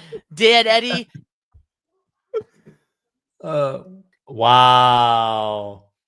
If you want to go follow Dan Eddy over on his Instagram page, if he likes you, he'll accept you. If not, you're not getting a follow by him. Also follow me on Twitch, Dan. And you can follow him on Twitch. He will be live someday on there. Someday. 2026. That's gonna be your goal. You're making a YouTube channel, or you're gonna be live on Twitch. Next channel super chat goal. Yes, we do need some suggestions. So let us know down in the comment section below, and we'll announce it next week. So to all the We Are Wrestling Maniacs out there worldwide, honestly, Danny, you're the champion. Say something to close this off. Appreciate you guys. I'll see you guys Friday for my SmackDown watch along. And until then, man, we will catch you guys next week. God, that fucking sucked. Champion is out. Peace.